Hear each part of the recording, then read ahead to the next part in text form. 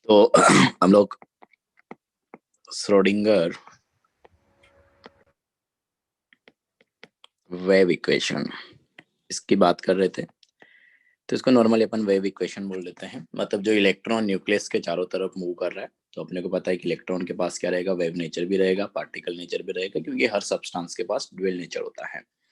तो अगर तुम वेव नेचर के हिसाब से अगर इलेक्ट्रॉन के लिए वेव, जो इलेक्ट्रॉन वेव है उसका अगर इक्वेशन लिखोगे तो अपने पास जो इक्वेशन आती है उसको अपन बोलते हैं श्रोडिंगर वेव इक्वेशन। तो ये इक्वेशन तुमको याद होना चाहिए, d2 sine upon dx square plus d2 sine upon dy square plus d2 sine upon dz square plus 8 pi square m divided by Planck's constant h का square e minus v into sine equal to 0। ये अपने पास क्या है, wave equation है। ठीक है, तो ये इक्वेशन तुमको ऐसे ही याद होना चाहिए। इसका चांस है कि तुमको डायरेक्ट पूछ लिया जाए क्वेश्चन में कि which of the following is correct representation for Schrodinger wave equation. ठीक है, तो यहाँ पे अपने पास जो साइन है ये वेव फंक्शन होता है। वेव फंक्शन का मतलब अपने पास जैसे तुम्हारे पास सिंपल मैथमेटिकल फंक्शन होता है, वैसा ही अपने पास एक फंक्शन है। मैंने तुमको इमेज भी भेजे थे, तो वो आर थीटा फाइव में उसने डिफाइन कर रखा था। अपन ने ये देखा भी था कि साइन निकल के आएगा कैसे इस इक्वेशन को अगर अपन सोल्व करेंगे तो। लेकिन अपने कैलकुलेशन उससे रिलेटेड अपने सिलेबस में ही नहीं, तो बियॉन्ड सिलेबस की बात है। तो तुमको इतना ध्यान रखना है कि इक्वेशन है जो किसको बता रहा है, इलेक्ट्रॉन के वेव नेचर को बता रहा है, और इसको अपन बोलते हैं श्रोडिंगर वेव इक्वेशन। तो साई अपने पास क्या है, वेव फंक्शन है, और बाकी एक्स वाई जेड तो यहाँ पे कोऑर्डिनेट हो गया अगर कार्टेशियन कोऑर्डिनेशन सिस्टम में बात करते हो तो। एम अपने पास इलेक्ट्रॉन के लिए बात कर रहे हैं तो मास ऑफ इलेक्ट्रॉन है। एच अपने पास प्लांक्स कांस्टेंट है। ई अपने पास टोटल एनर्जी है। वी अपने पास पोटेंशियल एनर्जी है। तो ई माइनस वी एक तरीके से अपने पास टोटल एनर्जी में से अपन ने पोटेंशियल एनर्जी माइनस किया, तो ई माइनस वी अपने पास काइनेटिक एनर्जी है। तो ये हो सकता है, मतलब अगर मान लो कि तुमसे जैसे मैंने बोला कि इक्वेशन ही पूछ लिया जाए, तो हो सकता है वहां पे वो ई माइनस वी की जगह क्या लिख दे, सिर्फ काइनेटिक एनर्जी भी लिख दे, तो तभी वो सही रहेगा। तो ई माइनस वी अपने को क्या बता रहा है, काइनेटिक एनर्जी को बता रहा है। ठीक है, साइन वापस अपने पास वही वही फंक्शन आ गया इक्वल टू 0। और अपन इसमें एक और चीज देखा था कि अगर मैं इस इक्वेशन में लाप्लास ऑपरेटर लगा दूं, जिसको अपन ऐसे लिखते हैं कि डेल्टा, मतलब ऐसे उल्टा है, इस पूरे को अपना लाप्लास ऑपरेटर बोलते हैं। तो तब अपन इसको ऐसे रिप्रेजेंट करते हैं कि इसका sine plus 8 pi square M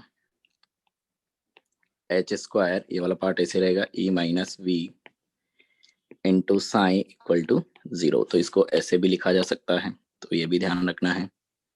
इसका मतलब मैंने समझाया था कि साइन को क्या करना है तुमको, एक बार एक्स के साथ डबल डिफरेंशिएट करना है, एक बार वाई के साथ डबल डिफरेंशिएट करना है, एक बार अपने को जेड के साथ डबल डिफरेंशिएट करना है इस साइन को, और फिर क्या कर देना है, एड कर देना। तो वही आ जाएगा अपने पास d2 sine upon dx square double differentiate with respect to x, d2 sine upon dy square double differentiate with respect to y, d2 sine upon dz square double differentiate with respect to z, और तीनों को अपन ने add कर दिया। तो ये इस चीज को बता रहा है, ये पूरी चीज।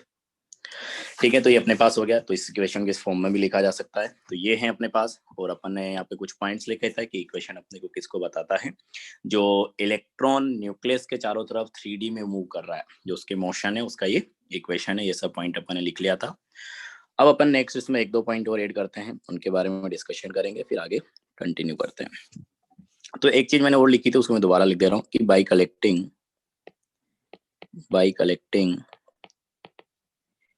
informations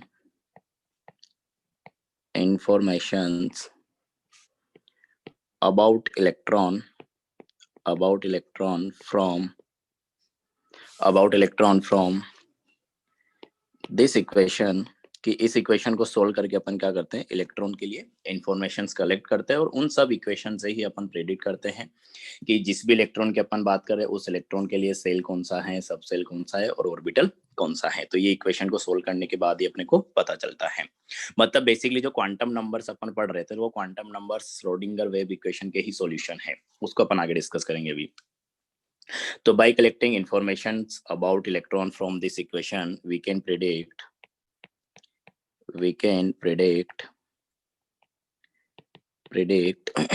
probable position of electron, probable position of electron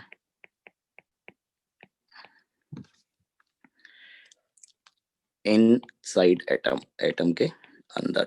तो इलेक्ट्रॉन के करस्पॉन्डिंग अपने पास क्या आएगी, एक वेव इक्वेशन आएगी, उसको सोल्व करोगे तो जो इन्फॉर्मेशंस मिलेगी उनके बेसिस पे तुम प्रेडिक्ट कर सकते हो कि उसका सेल नंबर क्या है, सब सेल कौन सा है, ऑर्बिटल कौन सा है। तो बेसिकली जो क्वांटम नंबर्स थे वो श्रोडिंगर इक्वेशन के ही क्या होते हैं, सॉल्यूशन होते हैं।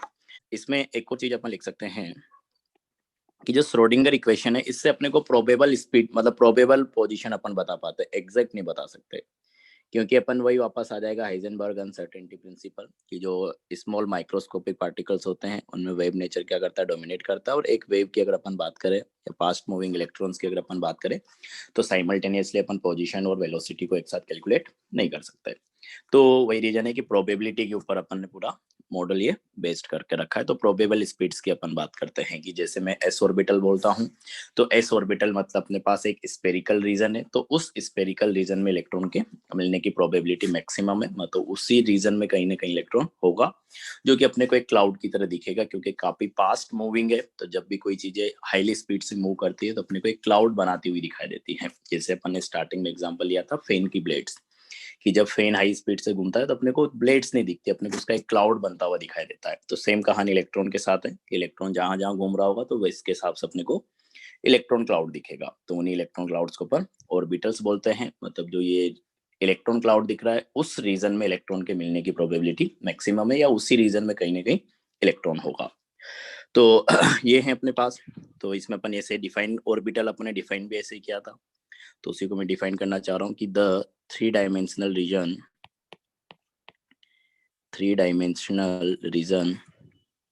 around the nucleus around the nucleus in which probability of finding electrons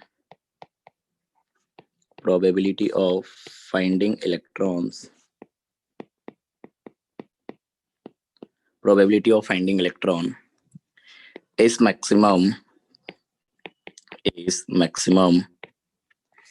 around 90 to 95% या 0.9 to 0.95 कॉल्ड ऑर्बिटल।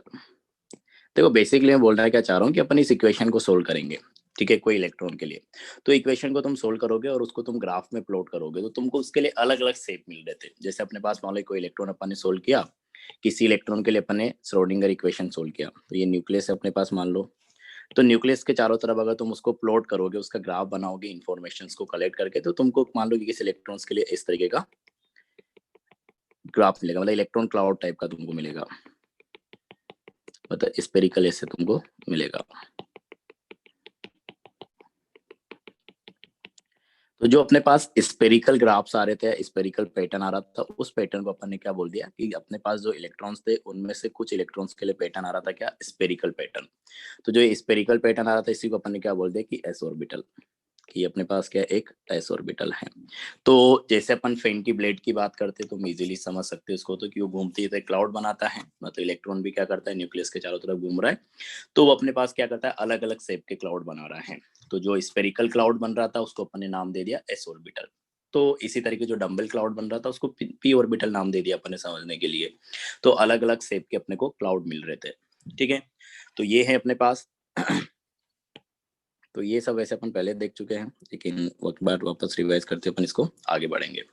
तो ये है अपने पास कि न्यूक्लियस के चारों तरफ अपने पास जो क्या होता है, थ्री डायमेंशनल रीजन होता है जिसमें इलेक्ट्रॉन के मिलने की प्रोबेबिलिटी मैक्सिमम होती है, उसी को अपन क्या बोलते हैं, ऑर्बिटल बोलते हैं, ठीक। नेक्स्ट इसमें एक दो पॉइंट और अपन लिखेंगे कि अपन ने जैसे बोला कि ऑर्बिटल, या मैं इसको ऐसे लिखूं कि अपन ने पढ़ा था कि जैसे अपने पास एक एटम होता है, तो एटम के अंदर अपने पास क्या होता है, सेल होता है।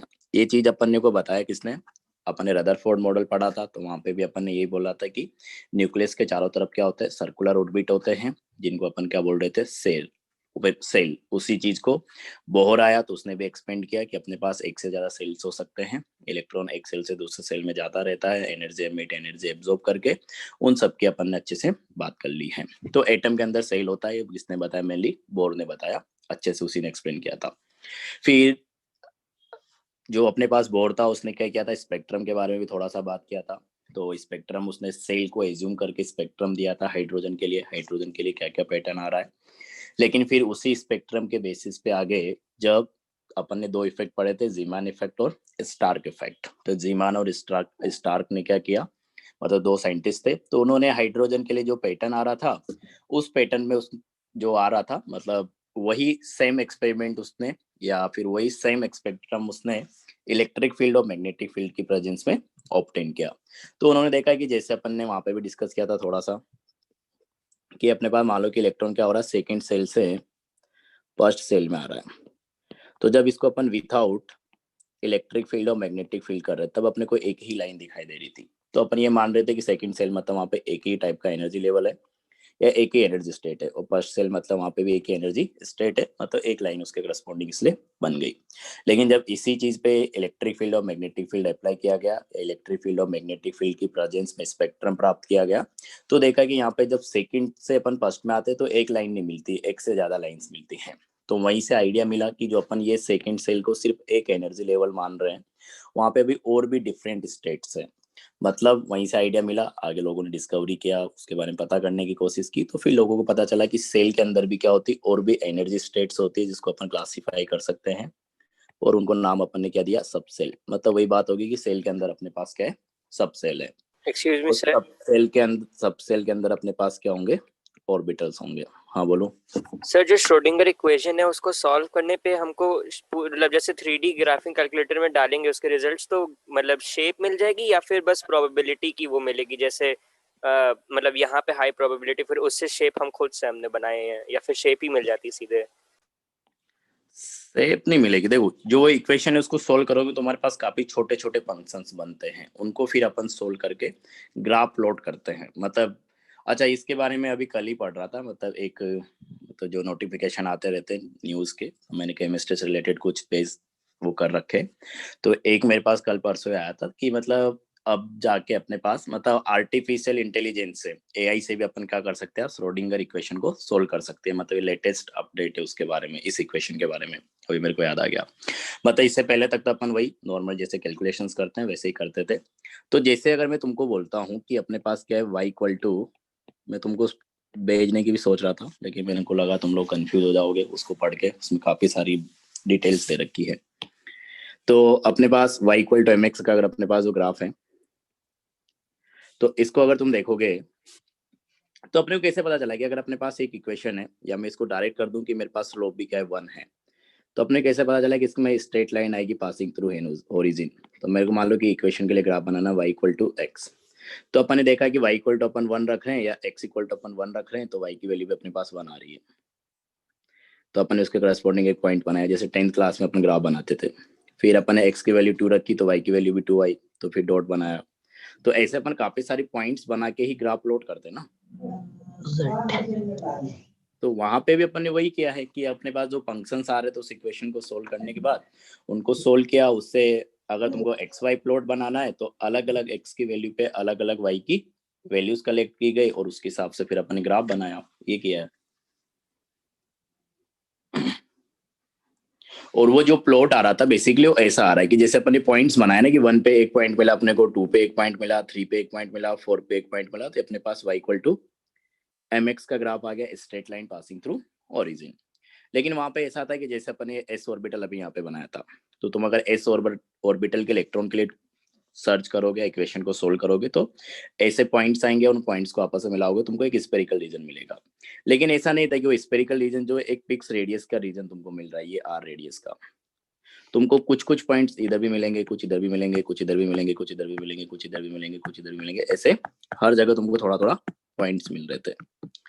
तो ये अपने पास एक पर्टिकुलर रीजन था जिसमें सबसे ज्यादा पॉइंट्स अपने को मिले हैं, और उन पॉइंट्स को मिला के अपने पास एक स्पेरिकल शेप बना है। तो इसलिए अपन ने बोल दिया कि अगर एस का इलेक्ट्रॉन है या स्पेरिकल शेप है तो अपने पास क्या है, वो एस ऑर्बिटल का इलेक्ट्रॉन है या एस सबसेल का इलेक्ट्रॉन है। बाकी इसके मिलने की प्रोबेबिलिटी बार भी है, अपने को कुछ पॉइंट जैसे बार भी मिल रहे हैं जैसे मैंने स्क्रीन पे दिखाया अभी। इसलिए अपन प्रोबेबिलिटी बेस्ड बोल रहे कि एक रीजन तुमको मिलेगा जहां पे अपने पास क्या रहेगा, ज्यादा वैल्यूज मिल रही थी उस रीजन में, या उसको एक रीजन में ज्यादा वैल्यूज आ रही थी, तो उसके हिसाब से अपन बोल रहे कि प्रोबेबिलिटी की ज्यादातर जो है अपने पास वो एक पर्टिकुलर रीजन में रहेगा, उसी रीजन को अपन क्या बोल दे रहे हैं, ऑर्बिटल बोल दे रहे हैं। अभी समझ में आएगा कुछ? Yes sir, thank you. अपन ये बोला कि एटम के अंदर अपने पास क्या था, सेल था, ये बोर्ड ने अच्छे से एक्सप्लेन किया। फिर उसके बाद स्टार्क जीमन आया, तो उसको पता चला कि सेल के अंदर अभी भी और भी चीजें हैं जो अपने को देखना है। तो बाद में रिसर्च पता चला लोगों की सेल के अंदर अपन सब सेल्स को क्लासिफाई कर सकते हैं, और एक्चुअल में सब सेल्स के अंदर भी अलग अलग ऑर्बिटल्स होते हैं जिनमें इलेक्ट्रॉन्स प्रेजेंट होते हैं, और एक ऑर्बिटल में मैक्सिमम अपने पास 2 इलेक्ट्रॉन आ सकते हैं। तो सेल को रिप्रेजेंट करने के लिए अलग नंबर यूज किया गया, जिसको अपन ने नाम दिया क्या, principal quantum number. Principal quantum number, और इसको अपने रिप्रेजेंट किया किससे, स्मॉल एन। इसी तरीके से एक सबसेल को रिप्रेजेंट करने के लिए अपन एक नंबर यूज किया, जिसको अपन ने नाम दिया क्या, एजीमुथल क्वांटम नंबर, जिसको अपन रिप्रेजेंट किया किससे, स्मॉल एल। और ऑर्बिटल को डिफरेंशिएट करने के लिए, उसको रिप्रेजेंट करने के लिए अपन ने एक नंबर यूज किया, जिसको अपन ने बोला मैग्नेटिक क्वांटम नंबर। और एक ऑर्बिटल में अपने पास 2 इलेक्ट्रॉन आ सकते हैं मैक्सिमम। तो इलेक्ट्रॉन्स को भी अपन डिफरेंशिएट करने के लिए क्या करते हैं, यूज करते क्या, स्पिन क्वांटम नंबर। तो इलेक्ट्रॉन्स को डिफरेंशिएट करने के लिए एक ऑर्बिटल, मतलब जो ये एक क्लाउड बन रहा है ना अपने को, ये एक क्लाउड मिल रहा है, इसमें 2 इलेक्ट्रॉन आ सकते हैं। मतलब यहाँ पे 2 इलेक्ट्रॉन, मतलब 2 इलेक्ट्रॉन ऐसे थे जिनकी प्रोबेबिलिटी सेम रीजन में आ रही थी। ऐसा कुछ तुम समझो कि जो एक अपने पास एक इलेक्ट्रॉन के लिए क्लाउड बन रहा था, एक और इलेक्ट्रॉन आ रहा था जिसका भी क्लाउड वहीं पे आ रहा था। मतलब इसलिए अपन ने बोला कि एक क्लाउड जो है उसमें 2 इलेक्ट्रॉन हो सकते हैं। या सीधा याद रखो, ज्यादा अच्छा हो रहता है, क्योंकि डीप में जाओगे थोड़ा कंफ्यूजन हो जाएगा ये सब चीजें, क्योंकि अपने पास उतने ब्रीफ में है नहीं, और अभी अपन बोर्ड वोर्ड पे होते तो थोड़ा अच्छे से समझा पाते, तो ये चीज अलग है। तो अभी ध्यान रखो कि एक ऑर्बिटल मतलब अपने पास 2 इलेक्ट्रॉन है, जहां पे अपने पास दोनों इलेक्ट्रॉन्स को अगर अपने को डिफरेंशिएट करना है तो अपने पास क्या रहेगा, स्पिन क्वांटम नंबर। तो बेसिकली अपने पास जो ये है, ये पहले 3 क्वांटम नंबर है, that is principal quantum number, azimuthal quantum number, magnetic quantum number. तो इन तीनों की वैल्यूज, दैट इज एन की वैल्यू, एल की वैल्यू, एम की वैल्यू, इन तीनों की वैल्यू तुम श्रोडिंगर इक्वेशन को सोल्व करके निकाल सकते हो किसी भी इलेक्ट्रॉन के लिए। लेकिन स्पिन क्वांटम नंबर का श्रोडिंगर इक्वेशन से कोई लेना देना नहीं है, उसकी वैल्यू वहां पे नहीं आती है। तो अपने पास 2 इलेक्ट्रॉन रहेगा तो अपन किसी को भी +1 असाइन कर सकते हैं, किसी को भी अपन -1 असाइन कर सकते हैं। तो अपने पास ये एक और चीज यहाँ पे तुमको लिखना है, इंपॉर्टेंट पॉइंट है ये, कि first 3 quantum numbers, that is n, l and m, that is principal quantum number, azimuthal quantum number and magnetic quantum number are actually solution of Schrodinger wave equation, are solution of Schrodinger wave equation. मतलब कई electron है, अगर उसका तुमको wave function दिया हुआ है तो उस वेव फंक्शंस को तुम सोल्व करके एन, एल और एम की वैल्यू निकाल सकते हो। ये चीज अपने सिलेबस में है कि अगर अपने को किसी इलेक्ट्रॉन का वेव फंक्शन दे दिया, जो मैंने दिखाए थे तुमको उस दिन, तो अगर तुमको किसी पर्टिकुलर इलेक्ट्रॉन के लिए दे दिया गया है तो तुमको वहां से आइडेंटिफाई करना आना चाहिए कि वो जो फंक्शन दिया है उसके लिए एन की वैल्यू क्या है, एल की वैल्यू क्या है, एम की वैल्यू क्या है, वो अपन सीखेंगे आगे। ये इस रिलेटेड एक क्वेश्चन अपने पास 2016 में शायद जेई एडवांस वालों ने पूछा था। उन्होंने एक वेव फंक्शन दे दिया था और उसमें तुमको यही बताना था कि कौन से सेल्स हैं, कौन से सब सेल्स हैं, या फिर कौन से ऑर्बिटल से हैं। तो इस टाइप का क्वेश्चन पहले पूछा जा चुका है, तो अपने को वो इक्वेशन से ये प्रेडिक्ट करना आना चाहिए या ये निकालना आना चाहिए कि अगर अपने को इक्वेशन दे दे तो अपन एन की वैल्यू कैसे निकालेंगे, एल की वैल्यू कैसे निकालेंगे, एम की वैल्यू कैसे निकालेंगे, तो अपन आगे सीखेंगे। अभी तो इतना ध्यान रखो, ठीक है। तो ये इसके ये सॉल्यूशन होते हैं, मतलब उस इक्वेशन को सॉल्व करके तुम इलेक्ट्रॉन के लिए एन, एल, एम इन तीनों की वैल्यू निकाल सकते हो। तो ये सब चीजें याद ही रखनी पड़ेगी, क्योंकि इसका प्रूफ या इसको कैसे सोल्व करते हैं वो सब तो अपने सिलेबस में है नहीं। मतलब अपने को इंपॉर्टेंट पॉइंट्स के बारे में बात करनी है, या उसका क्या रिजल्ट आ रहा है वो अपने पास ज्यादा इंपॉर्टेंट है एज कम्पेयर टू उसके सॉल्यूशन। एंड आगे के भी लिख लेना, and last quantum number s, that is spin quantum number, is not related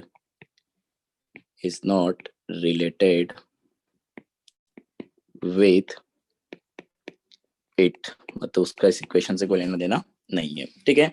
तो ऐसा अपन रिप्रेजेंटेशन भी देते हैं, देखो कि अगर कोई ऑर्बिटल है ना तो उसको अपन ऐसा रिप्रेजेंटेशन देते हैं कि sine n comma l comma m। देखो इसका क्या मतलब है, इसका मतलब ये है कि जैसे अपने पास मान लो अपने पढ़ ही लिया क्वांटम नंबर, तो इतना तो समझ में आता ही है। ऐसे अपन रिप्रेजेंट करते हैं ऑर्बिटल को, रिप्रेजेंटेशन ऑफ ऑर्बिटल। तो इसका मतलब है कि जैसे अगर मैं तुमको लिख के दे दूं कि अपने पास एग्जांपल ले लो, वहां से क्लियर हो जाएगा ये, कि अपने पास तुमको किसी ऑर्बिटल का रिप्रेजेंटेशन ऐसे कुछ दे रखा कि साइन 2,0,0। मतलब ये अपने यहाँ पे क्या बोला कि पहला वैल्यू जो रहेगा अपने पास वो n के करस्पॉन्डिंग है, मतलब यहाँ पे n इक्वल टू क्या हो गया 2, तो सेकंड सेल की बात हो रही है। l की वैल्यू यहाँ पे अपने पास क्या है देखोगे तो 0, तो l इक्वल टू अपने पास 0। m अगर यहाँ पे देखोगे तो m इक्वल टू अपने पास क्या हो जाएगा 0। मतलब ये एक ऐसे ऑर्बिटल को बता रहा है जिसके लिए क्या है प्रिंसिपल क्वांटम नंबर n ये 2 है, एजिमुथल क्वांटम नंबर l ये 0 है, मैग्नेटिक क्वांटम नंबर m ये भी अपने पास क्या है 0 है। तो n की वैल्यू 2 है, इसका मतलब तो क्या होगा सेकंड सेल के लिए अपने पास बात हो रही है। l इक्वल टू 0 इसका क्या मतलब हुआ, कौन सा सबसेल है एस एस सबसेल। तो अपने पास एक तरीके से क्या हो गया कि सेकंड सेल का एस सबसेल है, सेकंड सेल का एस सबसेल मतलब 2s सबसेल की बात हो रही है। और 2s सबसेल में तो क्या होता है एक ही ऑर्बिटल होता है और उसके लिए m की वैल्यू क्या होती है 0 होती है, मतलब ये 2s ऑर्बिटल की बात हो रही है, या 2s ऑर्बिटल का ये रिप्रेजेंटेशन है। अगर वेव फंक्शन की फॉर्म में अपन बात करें तो इस तरीके से इसको रिप्रेजेंट किया जाएगा। ये चीज क्लियर हुई क्या? अरे क्लियर हुआ ये? हाँ, ऐसे में एक और एग्जांपल देता हूँ, फिर बताना कौन से ऑर्बिटल के बारे में बात हो रही है। हल्का सा नीचे कर दीजिए। अच्छा यस सर हो गया। ना, तो मैं एक और एग्जांपल दे रहा हूँ तो उसके बारे में बताना, बाकी इसमें ज्यादा कुछ है नहीं। कि साइन 4,2,-1, ये बताओ कौन सा सबसेल का ऑर्बिटल है? क्वांटम नंबर 4 और sp डी ब्लॉक। तुम तो ऐसे बताओ 4s है, 4p है, 4d है, 3s है, 3p है, 3d है, ऐसे बताओ। 4d2 क्या होता है? 4d देखो सर। देखो अपने पास तो यार ये पता नहीं चला क्या देखो अपने क्या लिखा था स्टैंडर्ड रिप्रेजेंटेशन की sign n comma l comma m। n मतलब अपने पास principal quantum number, principal quantum number अपने पास क्या हो गया 4, n की वैल्यू होगी अपने पास 4। और प्रिंसिपल क्वांटम नंबर n जो है ये अपने को बताता है किसको सेल को। चलो इसको एक बार फिर देख लेंगे अपन, जो लग रहा तुम भूल रहे हो कुछ। हाँ, फिर उसके बाद अपने पास जो है l, l अपने पास क्या था एजीमुथल क्वांटम नंबर, तो l की वैल्यू अपने पास क्या है 2। तो l इक्वल टू 2 मतलब अपने पास क्या हो गया कि l इक्वल टू 0 अपन ने देखा था, याद करो ये सब चीजें तो यार हरदम याद होनी चाहिए, तो ऐसी चीजें हैं। S subshell l equal to 1 ये अपने पास क्या है p सबसेल। ये सब चीजें तुमको खाते पीते सोते जब भी पूछा जाए तब तुरंत आनी चाहिए, इनके लिए सोचना नहीं पड़ना चाहिए। l इक्वल टू 2 मतलब कौन सा सबसेल है d सबसेल। इसी तरीके से l इक्वल टू 3 मतलब अपने पास f सबसेल। तो ये सब तो केमिस्ट्री में नॉर्मल चीज है, जैसे तुमको मैथ सीखने के लिए 1 से 100 तक मिनिमम गिनती आनी चाहिए, वैसे तुमको ये सब आनी चाहिए केमिस्ट्री के लिए कि l इक्वल टू 1 मतलब S subshell, sorry l equal to 0 मतलब एस सबसेल की बात हो रहा है, l इक्वल टू 1 मतलब p सबसेल की बात हो रहा है, l इक्वल टू 2 मतलब d subshell, l equal to 3 मतलब f सबसेल। n की वैल्यू 1 है मतलब पहला सेल की बात हो रही है, n की वैल्यू 2 मतलब सेकंड सेल, n की वैल्यू 3 मतलब थर्ड सेल। तो यहाँ पे n इक्वल टू अपने पास कितना आया 4, मतलब फोर्थ सेल का ये कोई ऑर्बिटल है, ये ऑर्बिटल का रिप्रेजेंटेशन था, ठीक है। अब अपन इसमें बोल रहे कि एल की तो अपने पास क्या हो गया डी सबसेल, फोर्थ सेल का डी सबसेल है, तो फोर्थ सेल के डी सबसेल को अपन क्या लिखेंगे 4d लिखेंगे ना यार, 4d सबसेल, ठीक है। अब 4d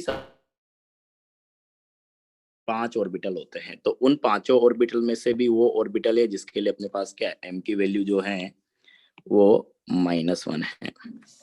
अब m तो अपन कैसे भी असाइन कर सकते हैं, तो उसका अपने पास वो नहीं बता सकते कि किस तरीके से वो आएगा, कौन सा रहेगा, मतलब कि डी एक्स वाई रहेगा, डी वाई जेड रहेगा, या फिर डी ZX रहेगा, DX square minus Y square रहेगा या फिर DZ स्क्वायर रहेगा। तो अपने पास ये एक ऐसे ऑर्बिटल की बात कर रहा है जो फोर्थ सेल में है। फोर्थ सेल में भी कौन सा है? D subshell. तो डी सबसेल के पांचों ऑर्बिटल में से कोई एक ऑर्बिटल है जिसके लिए m की वैल्यू अपन क्या साइन कर रहे हैं? -1। तो ऐसे अपने पास क्या होता है? ऑर्बिटल का रिप्रेजेंटेशन होता है। ये अपने पास क्या है? Orbital representation.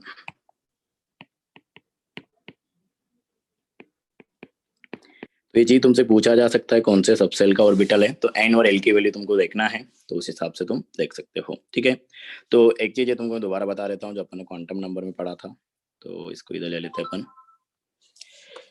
तो अपन ने देखा क्या था कि अपन ने बात की थी कि अपने पास जैसे क्या है, उसके फॉर्मूले भी मैं याद करा दूंगा क्योंकि वो चीजें आगे याद आएगी। तो अपन थोड़ा क्विक रिवीजन टाइप से ले लेते हैं जल्दी से। तो अपन ने बोला कि जैसे अपने पास क्या है, पहला सेल है, तो पहले सेल को अपन लिखते हैं n=1 और सिंबल अपन इसको दे रहे थे क्या? K shell. ध्यान हो तो अपने लिखा था KLMNO, ऐसे अपने पास सेल चलता है। ये तुम 10th क्लास से भी पढ़ते आते हो तो पता होगा। तो n=1 मतलब फर्स्ट सेल की बात हो रही है। फर्स्ट सेल को अपन रिप्रेजेंटेशन देते हैं कैसे? कैपिटल K से। तो K सेल की बात हो रही है। ठीक है, फिर अपन ने एक और चीज बोला था कि अगर अपने पास कोई भी सेल है तो उसमें जो नंबर ऑफ सब सेल रहेगा, ठीक है, फॉर्मूला में क्या करता हूँ, अगले पेज में लिखता जाता हूँ, तुम एक साथ लिख लेना, बाद में लिख लेना, मतलब ये फॉर्मूले तो ये भी रिवाइज हो जाएंगे कि number of subshells in nth shell, कि किसी सेल में कितने सब सेल रहेंगे उसका नंबर के लिए अपने पास फॉर्मूला था n, मतलब जो सेल नंबर रहेगा उतने ही अपने पास उस सेल के अंदर सब सेल रहेंगे। जैसे अपने पास पहले सेल की अपन बात करें तो उसमें सब सेल क्या रहेगा? एक ही रहेगा। दूसरे सेल की बात करोगे तो वहां पे 2 सब सेल रहेंगे। तीसरे सेल की बात करोगे तो वहां पे 3 सब सेल रहेंगे। चौथे सेल की बात करोगे तो वहां पे 4 सब सेल रहेंगे। तो अपन ने वही लिखा है कि number of subshells in nth shell equal to n, जो सेल नंबर है उसी के बराबर अपने पास सेल का नंबर है।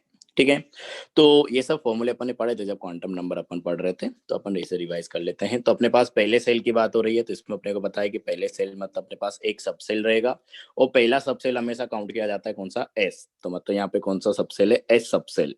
और पहले सेल का S सब सेल है इसलिए अपन इसको बोलेंगे क्या? 1s सब सेल। तो यहाँ पे एक सब सेल है कौन सा? 1s सब सेल। अब जैसे अपन ने बोला था कि सेल के अंदर अपने पास क्या होता है? सब सेल होता है, तो अपने को पता चल गया कि पहले सेल में तो अपने पास क्या है? 1s सब सेल है। अब 1s सब सेल, तो जब भी कोई भी s सब सेल की अपन बात करते हैं तो एक s सब सेल में अपने पास एक ही ऑर्बिटल होता है।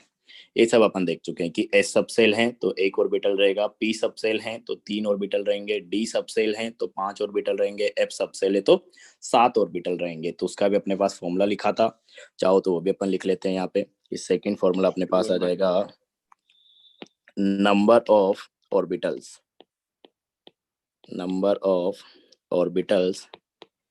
इन अ सबसेल। तो फॉर्मूले भी रिवाइज हो जाएंगे तुम्हारे। तो नंबर ऑफ सबसेल्स अपन निकालने के लिए क्या फॉर्मूला लिखा था? 2l + 1, ये फॉर्मूला अपन ने लिखा था। l अपने पास क्या है? सबसेल के लिए जो अपन l की वैल्यू असाइन कर रहे हैं, जैसे s सबसेल है तो l = अपन 0 बोलते हैं, p सबसेल है तो l = 1, d सबसेल है तो l = 2, f सबसेल है तो l = 3। तो जिस सबसेल की बात कर रहे हो उसके करस्पॉन्डिंग l की वैल्यू यहाँ पे पुट करो, नंबर ऑफ ऑर्बिटल्स फाइंड कर लो। तो ये तुमको पता होना चाहिए, सब चीजें बेसिक है। तो अभी अपन s सबसेल की बात कर रहे हैं, तो s सबसेल में अपने पास एक ही ऑर्बिटल रहेगा और उसको भी अपन सिंपली 1s ऑर्बिटल ही बोलेंगे। तो ये है अपने पास। तो जैसे अपन ने पहले सेल की बात की वैसे अपन सेकंड सेल की बात करेंगे कि अपने पास क्या n = 2 है। n = 2 मतलब अपने पास हो जाएगा क्या? इसको मैं थोड़ा स्पेस, अपने को नंबर ऑफ इलेक्ट्रॉन्स के लिए भी लिखना पड़ेगा। हाँ, तो ये अपने पास सेकंड सेल है। तो सेकंड सेल का अगर अपन सिंबल वाइज बात करें तो उसको अपन बोलेंगे क्या? K shell. तो K सेल में अगर देखोगे तो अपने पास जैसे अपन ने बोला कि अपने पास जो सेल नंबर होता है किसी पर्टिकुलर सेल का, उतने ही उसमें क्या होते हैं? सब सेल होते हैं। मतलब सेकंड सेल है तो उसमें अपने पास क्या रहेंगे? 2 सब सेल रहेंगे। तो 2 सब सेल मतलब हमेशा s से काउंटिंग होती है, तो एक s रहेगा और एक अपने पास क्या रहेगा? p रहेगा। सेकंड का s है इसलिए अपन उसको 2s बोलेंगे, सेकंड का p है इसलिए उसको अपन 2p बोलेंगे। तो एक अपने पास आ गया 2s सब सेल, एक अपने पास आ गया क्या? 2p सब सेल। तो सेकंड सेल में अपने पास 2 सब सेल है, 2s सब सेल एंड 2p सब सेल। अब अपने बताया कि अपने पास कोई भी एस सबसेल हो, चाहे 1s हो, चाहे 2s हो, चाहे 3s हो, एक एस सबसेल में अपने पास एक ऑर्बिटल होता है, तो उस ऑर्बिटल को अपन बोलेंगे क्या, 2s ऑर्बिटल। और यहाँ पे अगर देखोगे तो अपने पास 2p सबसेल है, तो 2p सबसेल मतलब अपने पास p सबसेल कोई सा भी हो उसमें अपने पास क्या होते हैं, 3 ऑर्बिटल होते हैं। तो 2p सबसेल की बात करें तो एक अपने पास रहेगा 2px ऑर्बिटल, एक अपने पास रहेगा 2py ऑर्बिटल, एक अपने पास रहेगा 2pz ऑर्बिटल। तो ये अपने पास यहाँ पे इसमें 3 ऑर्बिटल हो गए। तो अगर तुमसे क्वेश्चन पूछ लिया जाए, एक चीज मैं डिस्कस कर रहा था कि अपने पास तुमसे क्वेश्चन आ जाए, ये चीज अपन ने शायद पहले नहीं डिस्कस की थी कि सेकंड सेल में टोटल कितने ऑर्बिटल होते हैं। तो सेकंड सेल में अपने पास 2 सबसेल है, एक s और एक p, मतलब 2s और 2p।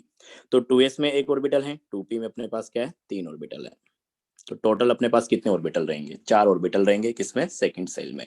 तो इसका अपन ने फॉर्मूला बना रखा है एक, तो फॉर्मूला अपने पास ये है, मैंने यहाँ पे लिख दिया था कि number of orbitals in a subshell, किसी एक सबसेल में अपने को, अच्छा तो सबसेल के लिए हो गया, ये अपन पहले डिस्कस कर लिए थे। इस पे आओ कि number of orbitals in a nth shell, कि किसी भी n नंबर के सेल में अगर तुमसे डायरेक्ट सबसेल ना पूछ के ऑर्बिटल्स पूछ लिया जाए कि वहां पे कितने ऑर्बिटल रहेंगे, तो सिंपली तुमको क्या करना है, n का स्क्वायर करना है। जैसे पहले सेल में अपन ने देखा कि अपने पास क्या है, एक सबसेल है 1s, उसमें एक ऑर्बिटल है, तो पहले सेल में एक ऑर्बिटल, तो 1 का स्क्वायर अपने पास 1। सेकंड सेल में अपने पास देखोगे तो सेकंड सेल में अपने पास n की वैल्यू क्या होगी, 2। तो यहाँ पे देखो अपन ने कि अपने पास 2 सबसेल थे, एक s और एक p, s में एक ऑर्बिटल, p में अपने पास 3 ऑर्बिटल, तो टोटल हो गए 4। तो n की वैल्यू 2 है, तो 2 का स्क्वायर करोगे तब भी अपने पास आ जाएंगे टोटल 4 ऑर्बिटल्स। तो अगर सिर्फ नंबर पूछा गया है, ये नहीं पूछा गया है कि कौन कौन सा सबसेल है, तो ये सब करने की तुमको जरूरत नहीं है, इसे देखने की कि एक 2px रहेगा, एक 2py रहेगा, डायरेक्ट फॉर्मूले में पुट करो, क्योंकि अपन एग्जाम देंगे तो एग्जाम में तो अपने पास क्या लिमिटेड टाइम है, ऐसा तो नहीं कि वहाँ पे अपने पास बहुत सारा टाइम है। तो अपने को 90 क्वेश्चन करने हैं, टाइम अनलिमिटेड है, वही तुम्हारे पास जितने भी क्वेश्चन आएंगे 90 या 75, तो वो क्वेश्चन तुमको वही 3 घंटे में करने हैं। तो टाइम मैनेजमेंट भी एक चीज होती है, तो इस हिसाब से अपन फॉर्मूले भी लिखवा देते हैं, तो जैसा तुमको यूज करना है क्वेश्चन के हिसाब से वो तुमको देखना पड़ेगा। तो किसी सेल में अगर अपने को नंबर ऑफ ऑर्बिटल्स निकालने हैं, तो वहां पे अपने फॉर्मूला क्या हो जाएगा, n स्क्वायर, जहाँ पे वो n क्या हो गया, सेल का नंबर। तो यही अपने पास है। इसी तरीके से अपन थर्ड सेल के लिए बात करेंगे, तो n इक्वल टू अपने पास क्या हो गया, 3। तो यहाँ पे अपने पास आ जाएगा क्या, m सेल। तो ये अपने पास n इक्वल टू 3 है, तो n इक्वल टू 3 में अपने पास m सेल हो गया। तो यहाँ पे अगर देखोगे कि n की वैल्यू 3 है, तो जो n की वैल्यू होते हैं उतने ही अपने पास क्या होते हैं, सबसेल होते हैं। मतलब थर्ड सेल में अपने पास 3 सबसेल रहेंगे। 3 सबसेल मतलब वापस वही s से काउंटिंग होगी, तो अपने पास एक आएगा s, एक आएगा p, एक आएगा अपने पास d। ठीक है, तो एक s आ गया, एक p आ गया, एक अपने पास क्या आ गया, d आ गया। थर्ड सेल का s है इसलिए अपन इसको बोलेंगे 3s, थर्ड सेल का p है इसलिए अपन इसको 3p, थर्ड सेल का d है इसलिए अपन इसको 3d सबसेल बोलेंगे। तो यहाँ पे थर्ड सेल में 3 सबसेल है, 3s subshell, 3p subshell and 3d subshell.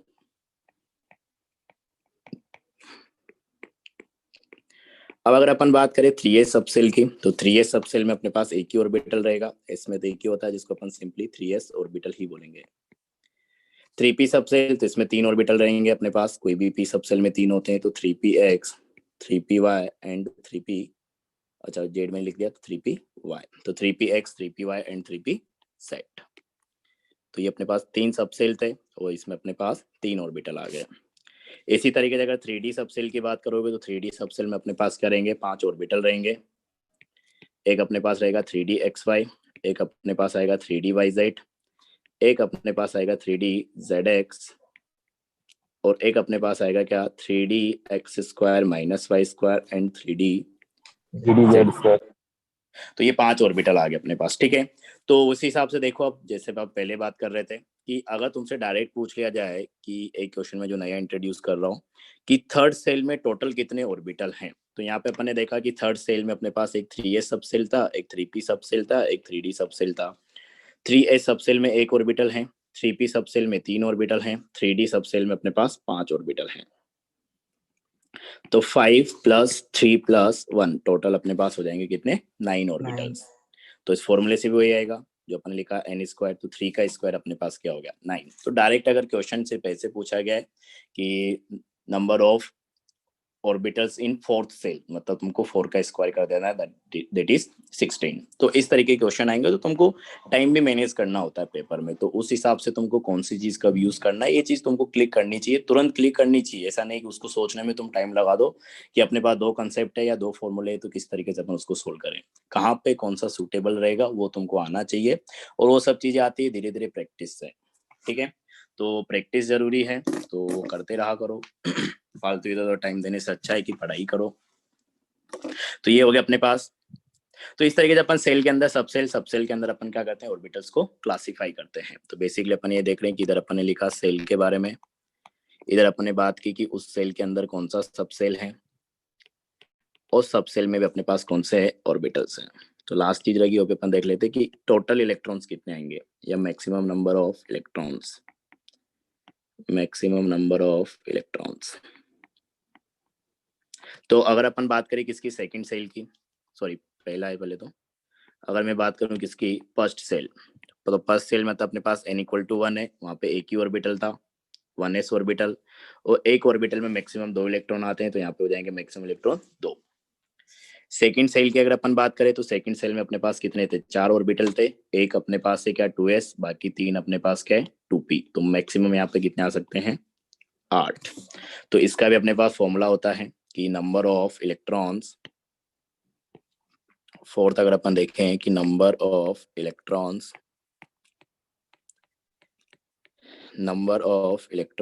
In a nth shell, in nth shell, कि किसी nth सेल में कितने ऑर्बिटल्स, सॉरी कितने इलेक्ट्रॉन्स रहेंगे अगर तुमसे डायरेक्ट पूछा जाए तो अभी ऊपर ही देखो अपने पास, देखो अपने ऑर्बिटल क्या लिखा n स्क्वायर, की कोई nth सेल है तो उसमें n स्क्वायर अपने पास क्या रहेंगे ऑर्बिटल्स रहेंगे, मतलब जो भी n स्क्वायर की वैल्यू आएगी उसके इक्वल अपने पास उस सेल में ऑर्बिटल्स रहेंगे। और अपन बोल रहे कि एक ऑर्बिटल में जो है अपने पास मैक्सिमम 2 इलेक्ट्रॉन आ सकते हैं, तो total number of orbitals in nth shell वो कितना n स्क्वायर, तो नंबर ऑफ इलेक्ट्रॉन्स कितने हो जाएंगे 2 into n square, that is 2n square.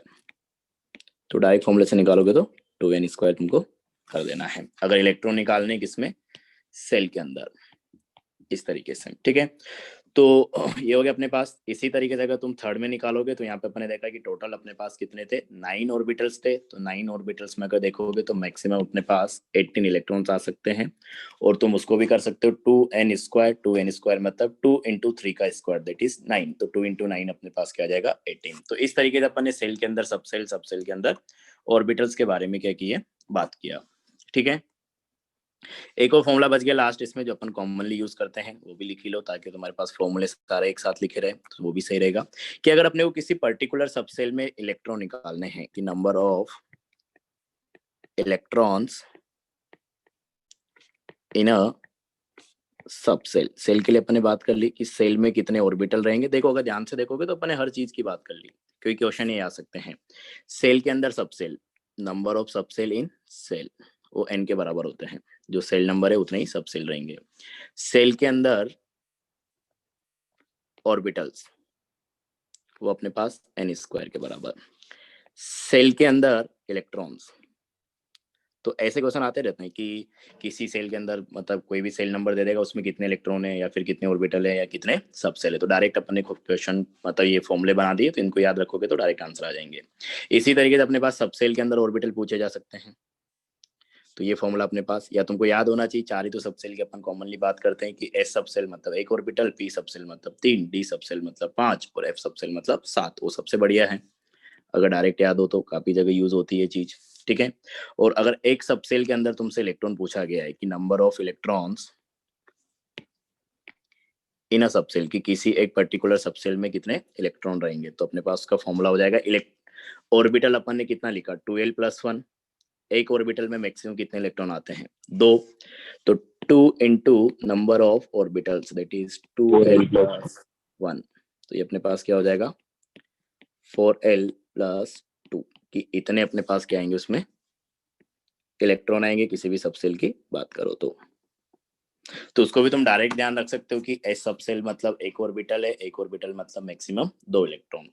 P subshell मतलब अपने पास 3 ऑर्बिटल होते हैं, 3 ऑर्बिटल मतलब मैक्सिमम 6 इलेक्ट्रॉन। डी सबसेल मतलब 5 ऑर्बिटल हैं, 5 ऑर्बिटल मतलब मैक्सिमम 10 इलेक्ट्रॉन। एफ सबसेल मतलब 7 ऑर्बिटल है, 7 ऑर्बिटल मतलब मैक्सिमम 14 इलेक्ट्रॉन्स, क्योंकि डबल ही तो करना है।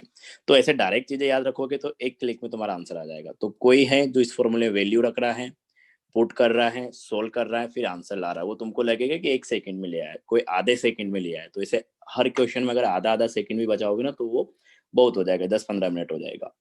तो ऐसे तुमको ये सब चीजें सीखनी पड़ेगी धीरे धीरे। तो ये सब प्रैक्टिस के ऊपर आता है। वो तो अगर तुम बहुत अच्छे से प्रैक्टिस करके रखोगे तो तुम्हारे क्वेश्चन देखते ही माइंड में तुरंत क्लिक करेगा, अच्छा यहाँ पे तो ये करना चाहिए, ये ज्यादा बेस्ट रहेगा। तो जितना प्रैक्टिस रहेगा उतनी चीजें तुम्हारे लिए आसान होती जाएगी, क्वेश्चन वगैरह दिक्कतें उतनी कम होती जाएगी। ठीक है, तो ऐसा नहीं है कि अगर कोई जेई का तैयारी कर रहा है या नीट की तैयारी कर रहा है तो क्लास में अगर 40 बच्चे हैं तो 40 में से 25-30 बच्चे होते हैं जिनको सब कुछ समझ में आता है, मतलब जो क्लास में पढ़ाया जा रहा है वो समझ में आता है। अब वो 25-30 में से भी कौन कितना मेहनत कर रहा है उसके ऊपर डिपेंड कर रहा है कि कौन सिलेक्शन लेके जाने वाला है। तो ये कुछ बच्चे होते हैं कि सर समझ में सब आता है, नंबर नहीं आते। तो नंबर सिर्फ थ्योरी पढ़ने से नहीं आएगा। अब तुम्हारे पास 9-10 की क्लास नहीं है ये कि 9-10 की क्लास में जैसे टीचर ने पढ़ाया, जो मतलब वहाँ पे होमवर्क कराते थे, होमवर्क याद कर लिया, वहीं से एज इट इज क्वेश्चन आ जाएगा। एज इट इज तो आने वाला नहीं है। एक तरीके से अपन जो कंसेप्ट पढ़ रहे हैं उनके एप्लीकेशंस तुमसे पूछे जाएंगे। क्योंकि तुम्हारी बात करें तो तुम तो इंजीनियरिंग बैकग्राउंड में जाने वाले हो। तो इंजीनियरिंग का बेसिकली मतलब क्या होता है अपने पास कि जो अपन थ्योरेटिकल चीजें पढ़ते हैं किताबों में, उसको तुमको प्रैक्टिकली एक्सप्लोर करना है उसको। तो वही तुमको सीखना है कि प्रैक्टिकली कैसे। अभी तो तुमको वैसे ही एप्लीकेशन देखना उन मेथड्स के। वेटिंग रूम में कोई है सर? अपने पास नेक्स्ट अपने पास जो है, ये तो अपन ने मतलब पुराने डिस्कशन था एक तरीके से। ये फॉर्मूले वगैरह हो गए अपने पास। ये अपने सेल का रिप्रेजेंटेशन देख ले, सॉरी ऑर्बिटल का रिप्रेजेंटेशन। तो ये हो गया। इसमें अगर मैं नेक्स्ट बात करूं आगे तो अपने पास कुछ और पॉइंट्स अपन को लिखना था उसी इक्वेशन के बारे में, कि जैसे अपन ने लिखा कि इस तरीके से अपन सेल को रिप्रेजेंट करेंगे। अच्छा ये समझ में आया था ना तुमको, ये वाली चीज किस तरीके से ऑर्बिटल को रिप्रेजेंट करना है? Yes sir. हाँ, तो ये था अपने पास। इसमें नेक्स्ट अगर अपन देखें तो यहाँ पे अपने को एक और चीज डिस्कस करनी है, क्योंकि बीच में अपन क्वांटम नंबर से रिलेटेड डिस्कशन कर चुके हैं। वहाँ पे मैं जरूर को लगेगा कि मैं जो अपन ने वहाँ पे स्किप कर दिया था, कुछ चीज रिवाइज कराने की जरूरत है तो मैं करा दूंगा। वैसे सारा ही कर लेंगे, जैसे अपन ने सेल सबसेल के बारे में देख लिया। मेनली जो चीजें मैंने बताई इतना ही पता होना चाहिए, उससे काम बन जाता है अपने पास। ठीक है, तो ये अपने पास हो गया। ये फॉर्मूले अगर नहीं लिखे हो तो इनको लिख लो, चारों पांचों फॉर्मूले को जल्दी से। सारे एक साथ रहेंगे तो तुमको याद करने में आसानी रहेगी। मैं तो कहता हूँ ऐसे करो, पहले सेल के लिए लिख लो कि जैसे अपन ने ये किया कि सेल के अंदर सबसेल, तो पहला इस फॉर्मूले को लिख लो। सेल के अंदर ऑर्बिटल्स, दूसरा इस फॉर्मूले को लिख लो, मतलब सेल के लिए सारे एक साथ हो जाएंगे। और सेल के अंदर इलेक्ट्रॉन, तो तीसरा इसको लिख लो। फिर सबसेल के लिए देख लो कि सबसेल के अंदर ऑर्बिटल, तो चौथा इसको लिख लो। सबसेल के अंदर इलेक्ट्रॉन, तो पांचवा फॉर्मूला इसको लिख लो। तो इस ऑर्डर में लिख लो तो ज्यादा सही रहेगा। मतलब सेल वाले फॉर्मूले अलग हो जाएंगे, सबसेल वाले फॉर्मूले अलग हो जाएंगे। तो इस तरीके से लिख लो अगर नहीं लिखा है तो मेरे को थोड़ा इसमें एंगुलर मोमेंटम के बारे में बात करनी है।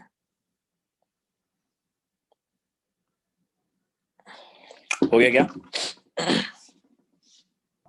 Yes sir. चलो, तो अपन जो केमिस्ट्री पढ़ते हैं ना उसमें अपन इलेक्ट्रॉन के लिए 3 टाइप का एंगुलर मोमेंटम डिफाइन करते हैं। तो चाहो तो उसको तुम नोट डाल के लिख लो।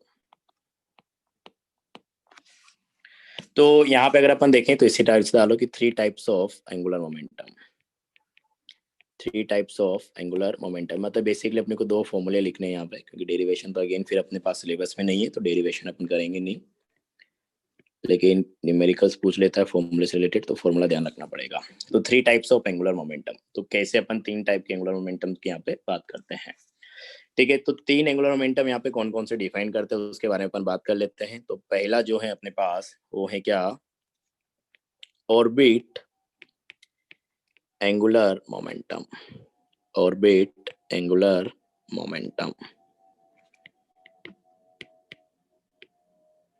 तो ऑर्बिट एंगुलर मोमेंटम अपन ने ऑर्बिट कहाँ पे यूज किया था, बोर मॉडल में। तो जो ऑर्बिट एंगुलर मोमेंटम वही है जो अपन बोर मॉडल में बात कर रहे थे ना, एंगुलर मोमेंटम कि सर्कुलर पाथ में मूव कर रहा है mvr इक्वल टू nh/2π। तो उसी को मैं यहाँ पे दोबारा लिख रहा हूँ कि अपन ने जो ऑर्बिट एंगुलर मोमेंटम है डिफाइन किया था अपन ने किसमें, बोर मॉडल में, बोर्स एटॉमिक मॉडल। तो उसके अकॉर्डिंग ये बात कर रहे हैं। तो अपन ने वहां पे बोला था कि इलेक्ट्रॉन जो है सर्कुलर पाथ में मूव कर रहा है। सर्कुलर पाथ में अगर अपने पास मूव कर रहा है तो यहाँ पे अपने पास एक तरीके से सर्कुलर मोशन हो रहा है इसके अकॉर्डिंग, बोर मॉडल के अकॉर्डिंग इलेक्ट्रॉन का। तो सर्कुलर मोशन हो रहा है, तो जब कोई भी पार्टिकल अगर सर्कुलर पाथ में मूव करता है तो उसका जो एंगुलर मोमेंटम होता है, एंगुलर मोमेंटम ये हो गया अपने पास। तो एंगुलर मोमेंटम को अपन कैपिटल एल से लिख लेते हैं वहां पे। तो ये अपने पास होता है क्या, mv/r, mass into velocity into radius, equal to अपने पास क्या जाएगा, nh/2π। तो ये चीज अपने पास सिर्फ कब आ रही थी, जब अपन बोर मॉडल की बात कर रहे थे। तो एक्चुअल में अपने पास ऐसा कोई मोमेंटम एंगुलर मोमेंटम रहेगा नहीं, क्योंकि इलेक्ट्रॉन वास्तव में अपन ने क्वांटम मैकेनिकल मॉडल में देखा कि वो सर्कुलर पाथ में तो नहीं मूव कर रहा है, वो 3D में मूव कर रहा है। ठीक है, तो किस टाइप का मोशन कर रहा है उसकी अपन अभी बात करेंगे। तो ये बोर मॉडल के हिसाब से जो अपने डिफाइन किया था, मैं जनरली ये करता हूँ कि अगर अपने पास 2-3 चीजें सिमिलर होती है तो मैं उसको एक साथ लिखाना प्रीफर करता हूँ। जैसे तुमको ध्यान हो तो मैंने अपन ने क्वांटाइजेशन भी अलग करके पढ़ा था, क्योंकि जैसे कुछ टीचर पढ़ाते हैं तो जैसे अपन प्लैंक्स क्वांटम थ्योरी पढ़ते हैं तो वहीं पे लिखा रहते हैं कि एनर्जी इज क्वांटाइज। फिर बोर मॉडल में पढ़ोगे कि angular momentum is quantize. Charge upon chemistry से उतना रिलेटेड नहीं है, फिजिक्स में रिलेटेड है। तो जब फिजिक्स वाले पढ़ाएंगे तो सिर्फ उसकी बात कर देंगे कि चार्ज इज क्वांटाइज। तो तीनों चीजों को एक साथ लिखोगे, जो अपन लगभग अपने सिलेबस में पता है उनको तो एक साथ लिख ही लो, ताकि सारी चीजें एक साथ याद रहे कि कौन कौन सी चीज थी जो क्वांटाइज है। अपने पास कभी मान लो कि डायरेक्ट ही क्वेश्चन आ गया कि which of the following quantities are quantized, कौन कौन सी प्रॉपर्टी जो है क्वांटाइज है। तीन ऑप्शन तुमको पता है, तीन चीजें अपन पढ़ रहे हैं तो तीनों की बात कर लो। और अगर उनके अदर कोई देता है तो तुमको कंसेप्ट पता है, उसके बेसिस पे सोचो। तो वो चीजें हैं अपने पास। तो एक साथ लिखने में बस वो रहता है कि रिलेट करना आसान रहता है और कुछ नहीं है। तो ये बोर मॉडल में अपने डिफाइन किया था ऑर्बिट एंगुलर मोमेंटम कि इलेक्ट्रॉन सर्कुलर पाथ में मूव कर रहा है, तो सर्कुलर पाथ में मूव करेगा तो उसका एंगुलर मोमेंटम जो आएगा वो nh/2π रहेगा। तो इसमें क्या टर्म किसको डिफाइन कर रहा है इसकी अपन ऑलरेडी बात कर चुके हैं, अब उसके डीप में अपन जा नहीं रहे। अब जो दो एंगुलर मोमेंटम है जो अपने को नए देखने हैं वो अपने पास ऐसे कुछ है। तो इससे पहले अगर मैं बात करूं तो अपने पास जो इलेक्ट्रॉन है ना, अगर मैं इसको यहाँ पे बताने की कोशिश करूं तो एक तो अपन बोल रहे हैं कि इलेक्ट्रॉन जो होता है ना, एक्चुअल में अगर क्वांटम मैकेनिकल मॉडल के हिसाब से अपन बात करें तो इलेक्ट्रॉन दो टाइप का मोशन करता है। कि ये चीज अपन पहले भी बात किए थे कि इलेक्ट्रॉन जो है, मतलब समझने के लिए मैं ऐसा बता देता हूँ, एक्चुअल में रेंडमली मूव कर रहा है। कि इलेक्ट्रॉन जो है अपने पास मान लो कि ये एस का इलेक्ट्रॉन है, तो ये एस का इलेक्ट्रॉन अपने को पता है स्पेरिकल रहेगा। तो स्पेरिकल मतलब वो इस रीजन में रैंडम मोशन कर रहा है, कैसे भी मूव कर सकता है, इस तरीके से वो घूम रहा है, रैंडम मोशन हो रहा है उसका। ठीक है, तो एक तो न्यूक्लियस के चारों तरफ क्या कर रहा है, रैंडम मोशन कर रहा है। ठीक है, तो दो टाइप के मोशन आएंगे इलेक्ट्रॉन के, two type of motion of electron, इसको ध्यान से समझना, motion of electron around nucleus, electron around nucleus. की न्यूक्लियस के चारों तरफ जब इलेक्ट्रॉन घूमता है तो दो टाइप के मोशन करता है। ठीक है, एक तो जो रेंडमली मूव कर रहा है जिसकी वजह से अपने को इलेक्ट्रॉन क्लाउड बनता हुआ दिखाई दे रहा है। ठीक है, तो इसको मैं ये लिख देता हूँ सिंपली कि रैंडम मोशन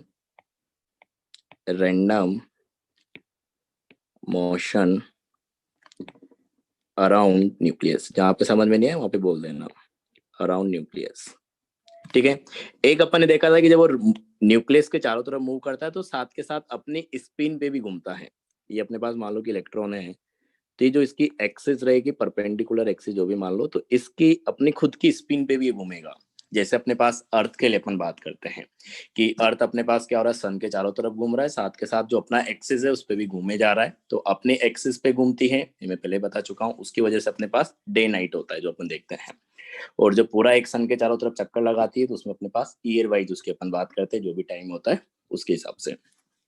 ठीक है, तो इलेक्ट्रॉन भी यहाँ पे सेम तरीके से दो मोशन कर रहा है। तो एक तो अपने पास न्यूक्लियस की चारों तरफ रेंडमली मूव कर रहा है और साथ में अपनी एक्सिस पे क्या कर रहा है, स्पिन भी कर रहा है, घूमे जा रहा है अपनी एक्सिस पे। ठीक है, तो दूसरा मोशन अपने पास क्या आएगा, spin off electron about. Sir हाँ इसी का फॉर्मूला होता है √n+2। हाँ, उसी पे आएंगे बिल्कुल।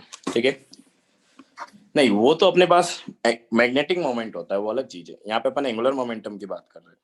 हाँ हाँ हाँ हाँ, यस सर। मैग्नेटिक मोमेंट अलग चीज है, हाँ, उस पर जब पढ़ेंगे तब उसकी बात करेंगे। तो इलेक्ट्रॉन अपने पास दो तरीके के मोशन कर रहा है। जैसे अपन बोलते हैं कि अपने पास ये सन है,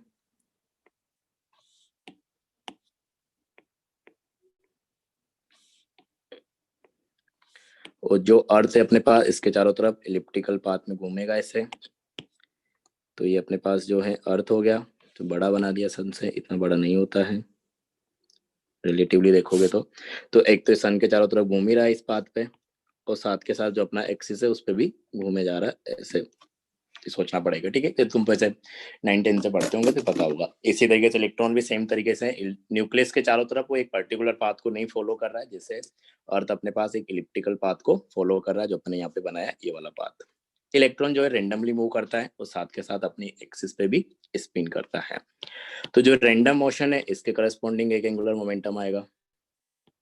देखो मोमेंटम अपने पास, अब इसका ज्यादा अच्छे से तुमको फिजिकल सिग्निफिकेंस देखना हो तो फिजिक्स वाले बता पाएंगे, या तुम पढ़ चुके होंगे। जहां तक मेरे को आइडिया तुम अभी सर्कुलर मोशन ही पढ़ रहे हो, अगर नहीं समझ में आया तो तुम्हारी गलती है। तो लीनियर मोशन अगर कोई पार्टिकल करता है तो उसमें अपन क्या करते हैं, मतलब लीनियर मोमेंटम ही डिफाइन करते हैं कि P = m/v, और चेंज इन मोमेंटम अपने पास किसको बताता है, फोर्स को बताता है। और अगर सर्कुलर पाथ में मूव कर रहा है तो अपने पास वहां पे एंगुलर मोमेंटम अपन डिफाइन करते हैं mvr, और एंगुलर मोमेंटम अपने पास क्या होता है, चेंज इन एंगुलर मोमेंटम, वो टॉर्क को बताता है, जो तुम रोटेशन में पढ़ोगे जब रोटेशन पढ़ रहे होंगे। तो हर मोशन के करस्पॉन्डिंग अपन एक मोमेंटम डिफाइन करते हैं। तो जो इलेक्ट्रॉन का रैंडम मोशन हो रहा है इसके करस्पॉन्डिंग जो एंगुलर मोमेंटम आता है उसको अपन बोलते हैं ऑर्बिटल। ये वहां पे ऑर्बिट था, यहाँ पे ऑर्बिटल बोल रहे हैं, ये भी ध्यान रखना। Orbital angular momentum. तो जो रैंडम मोशन के करस्पॉन्डिंग आएगा उसको अपन बोल रहे हैं ऑर्बिटल एंगुलर मोमेंटम। और जो स्पिन कर रहा है, जो दूसरा मोशन है स्पिन मोशन, उसके करस्पॉन्डिंग जो मोमेंटम आएगा उसको अपन बोलते हैं स्पिन एंगुलर मोमेंटम। तो दो टाइप के एंगुलर मोमेंटम होते हैं एक्चुअल में इलेक्ट्रॉन के पास, क्योंकि एक्चुअल में इलेक्ट्रॉन तो क्या कर रहा है, दो टाइप के मोशन कर रहा है। वो जो पहला अपने लिखा था बोर मॉडल के अकॉर्डिंग लिखा था, बाद में अपने को पता है कि बोर मॉडल क्या हो गया, फेल हो गया। इलेक्ट्रॉन एक्चुअल में सर्कुलर पाथ में नहीं घूम रहा है, वो रेंडमली मूव कर रहा है इलेक्ट्रॉन के चारों तरफ। वो 3 डायमेंशनल उसके अपने को इलेक्ट्रॉन क्लाउड बनते हुए दिखाई देते हैं। उन इलेक्ट्रॉन क्लाउड्स को अपन ऑर्बिटल्स बोलते हैं, ये अपन बात कर चुके हैं। तो ये दो अपने पास एंगुलर मोमेंटम आएंगे, ऑर्बिटल एंगुलर मोमेंटम और स्पिन एंगुलर मोमेंटम, क्योंकि इलेक्ट्रॉन दो टाइप के मोशन कर रहा है। ये चीज क्लियर है क्या? अरे समझ में आया ये? Yes, sir. चलो बहुत बढ़िया। तो ये हो गया अपने पास। तो चलो इसको अगले पेज में लिख देते अपन, तो कंटिन्यू हो जाएगा। कि सेकंड अपने पास जो है ये अपने पास आ जाएगा क्या, ऑर्बिटल एंगुलर मोमेंटम। जो ऑर्बिटल एंगुलर मोमेंटम होता है इसका फॉर्मूला अपने पास होता है कैलकुलेट करने का। डेरिवेशन इसका अपने सिलेबस में नहीं है, ना ही इसको डिराइव करेंगे अपन। तो h/2 का रूट, तो इसको मल्टीप्लाई करना है रूट L × L+1। L अपने पास क्या है, वही एजीमुथल क्वांटम नंबर। मतलब ये कैसे पता चलेगा, मान लो कि तुमको बोल दिया जाए कि s ऑर्बिटल में है, तो s ऑर्बिटल मतलब L की वैल्यू क्या होगी, 0 रहेगी। तो चलो मैं एग्जांपल की तरह बता देता हूँ इसको। तो ये अपने पास फॉर्मूला है कि h/2 × L × L+1। तो ये अपने पास हो गया एजीमुथल क्वांटम नंबर। मतलब कि जैसे अपने पास मान लो कि कोई इलेक्ट्रॉन है, अगर s ऑर्बिटल का इलेक्ट्रॉन है, कोई भी s ऑर्बिटल हो, 1s हो, 2s हो, 3s हो, 4s हो, 5s हो, 7s हो, तो अगर किसी भी सेल के s ऑर्बिटल का अगर इलेक्ट्रॉन है तो L = 0। तो L = 0 यहाँ पे पुट करोगे तो एंगुलर मोमेंटम भी अपने पास क्या आएगा, 0 ही आएगा। ऑर्बिटल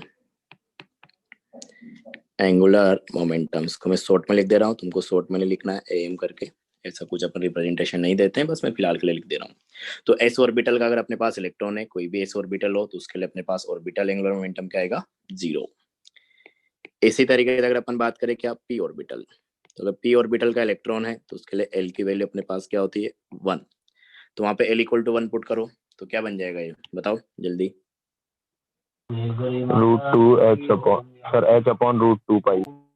h/√2π, क्योंकि यहाँ पे अगर L = 1 रखोगे तो L × L+1, एक तरीके से 2 × 1, तो √2 बन जाएगा। ठीक है, तो √2 नीचे 2 भी है तो 2 से 2 क्या हो जाएगा, कैंसिल हो जाएगा। तो डायरेक्ट लिख देते अपन, या चाहो तो ऐसे लिख लो कि अपने पास जो यहाँ पे आएगा, इसको पूरा लिखना तुम ऑर्बिटल एंगुलर मोमेंटम, क्योंकि ऐसा कोई यूज नहीं करते अपन, ऑर्बिटल एंगुलर मोमेंटम।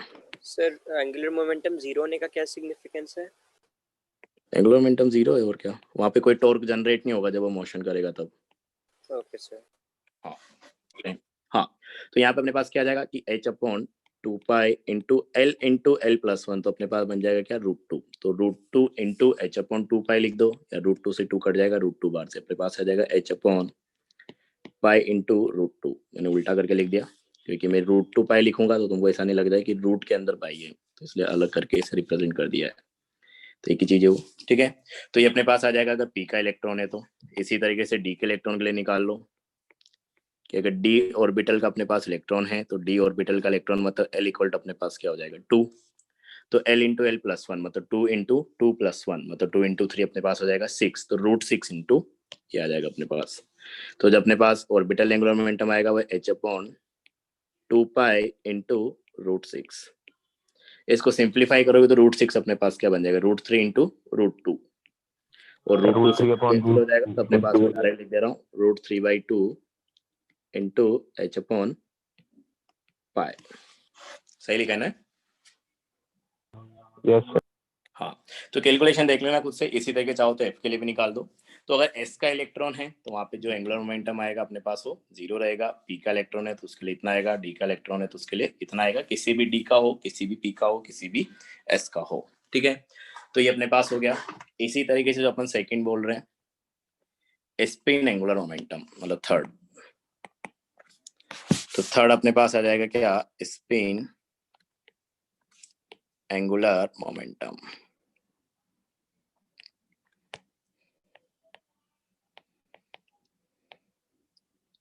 तो स्पिन एंगुलर मोमेंटम की अगर अपन बात करें तो स्पिन एंगुलर मोमेंटम का अपने पास जो फॉर्मूला है ये अपने पास वैसा आएगा similarly h upon 2 pi into root.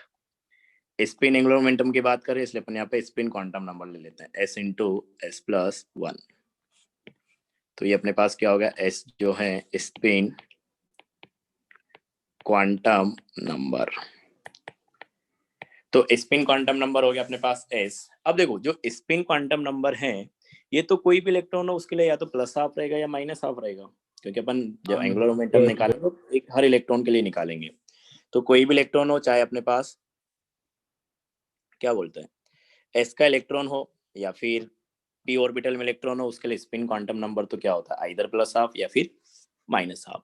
तो रूट के अंदर अगर अपन को वैल्यू पुट करनी है तो मैग्नीट्यूड वाइज ही अपन रखेंगे, क्योंकि नेगेटिव वैल्यू तो रूट लेगा नहीं। तो s इक्वल टू अपने पास क्या रहेगा प्लस हाफ ही रहेगा अगर मैग्नीट्यूड वाइज अपन बोले तो, या हाफ ही रहेगा, क्योंकि कोई भी इलेक्ट्रॉन हो उसके लिए स्पिन क्वांटम नंबर क्या होता है प्लस हाफ या माइनस हाफ। रूट के अंदर अगर अपने को वैल्यू रखनी है तो मैग्नीट्यूड रखेंगे, मैग्नीट्यूड मतलब s की वैल्यू अपने पास प्लस हाफ इसमें पुट की जाएगी। तो मैं कोई भी इलेक्ट्रॉन हो फॉर एवरी इलेक्ट्रॉन कि कोई भी इलेक्ट्रॉन आ जाए उसके लिए s क्या रहेगा या तो प्लस हाफ रहेगा या फिर माइनस हाफ रहेगा। इसको ऐसे और लगा के लिखेंगे तो ज्यादा रहेगा, या तो प्लस हाफ रहेगा या फिर माइनस हाफ रहेगा। आपने कोई मैग्नीट्यूड वाइज वैल्यू रखना है तो अपने पास जो s की वैल्यू अपन रूट के अंदर रखेंगे वो क्या रखेंगे हाफ। तो s की वैल्यू अगर हाफ लिखोगे तो अपने पास एंगुलर मोमेंटम आ जाएगा स्पिन एंगुलर मोमेंटम। तो स्पिन एंगुलर मोमेंटम, तो स्पिन एंगुलर मोमेंटम का अपन ने फॉर्मूला लिखा क्या कि h अपॉन 2 पाई √s, कोई भी इलेक्ट्रॉन हो उसके लिए s क्या रहेगा मैग्नीट्यूड वाइज तो प्लस हाफ ही रहेगा।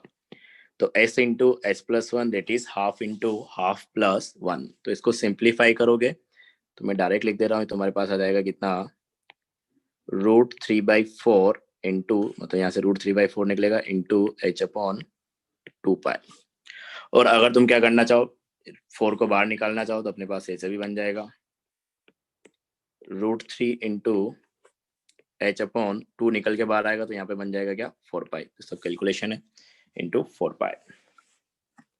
तो अपने पास पहली बात तो हो गया कि अगर जैसे अपन बोल रहे हैं कि अपने पास कोई भी इलेक्ट्रॉन हो, हर इलेक्ट्रॉन के लिए s की वैल्यू क्या होती है या तो प्लस हाफ या फिर माइनस हाफ। जैसे अपन ने यहाँ पे बोला कि अगर ऑर्बिटल एंगुलर मोमेंटम की बात करें तो किस s का इलेक्ट्रॉन रहेगा तो उसके लिए 0, p के इलेक्ट्रॉन के लिए दिस, d के इलेक्ट्रॉन के लिए दिस, ठीक है। इसी तरीके से स्पिन एंगुलर मोमेंटम की बात करें तो कोई भी इलेक्ट्रॉन हो उसके लिए s या तो प्लस हाफ रहेगा या फिर माइनस हाफ रहेगा। मतलब मैग्नीट्यूड वाइज तो अपने पास हाफ हो गया। तो जो स्पिन एंगुलर मोमेंटम आएगा हर इलेक्ट्रॉन का क्या होता है, कांस्टेंट होता है, और निकल के अपने पास ये आएगा, चाहे एस का इलेक्ट्रॉन हो, चाहे पी का इलेक्ट्रॉन हो, चाहे डी का इलेक्ट्रॉन हो, चाहे एफ का इलेक्ट्रॉन हो, उसके लिए एस की वैल्यू प्लस हाफ ही रहने वाली है मैग्नीट्यूड वाइज। तो हर इलेक्ट्रॉन के लिए अपने पास जो स्पिन एंगुलर मोमेंटम है क्या होता है, कांस्टेंट होता है। कांस्टेंट, ये इंपॉर्टेंट पॉइंट है, ध्यान रखना, constant for each and every electron.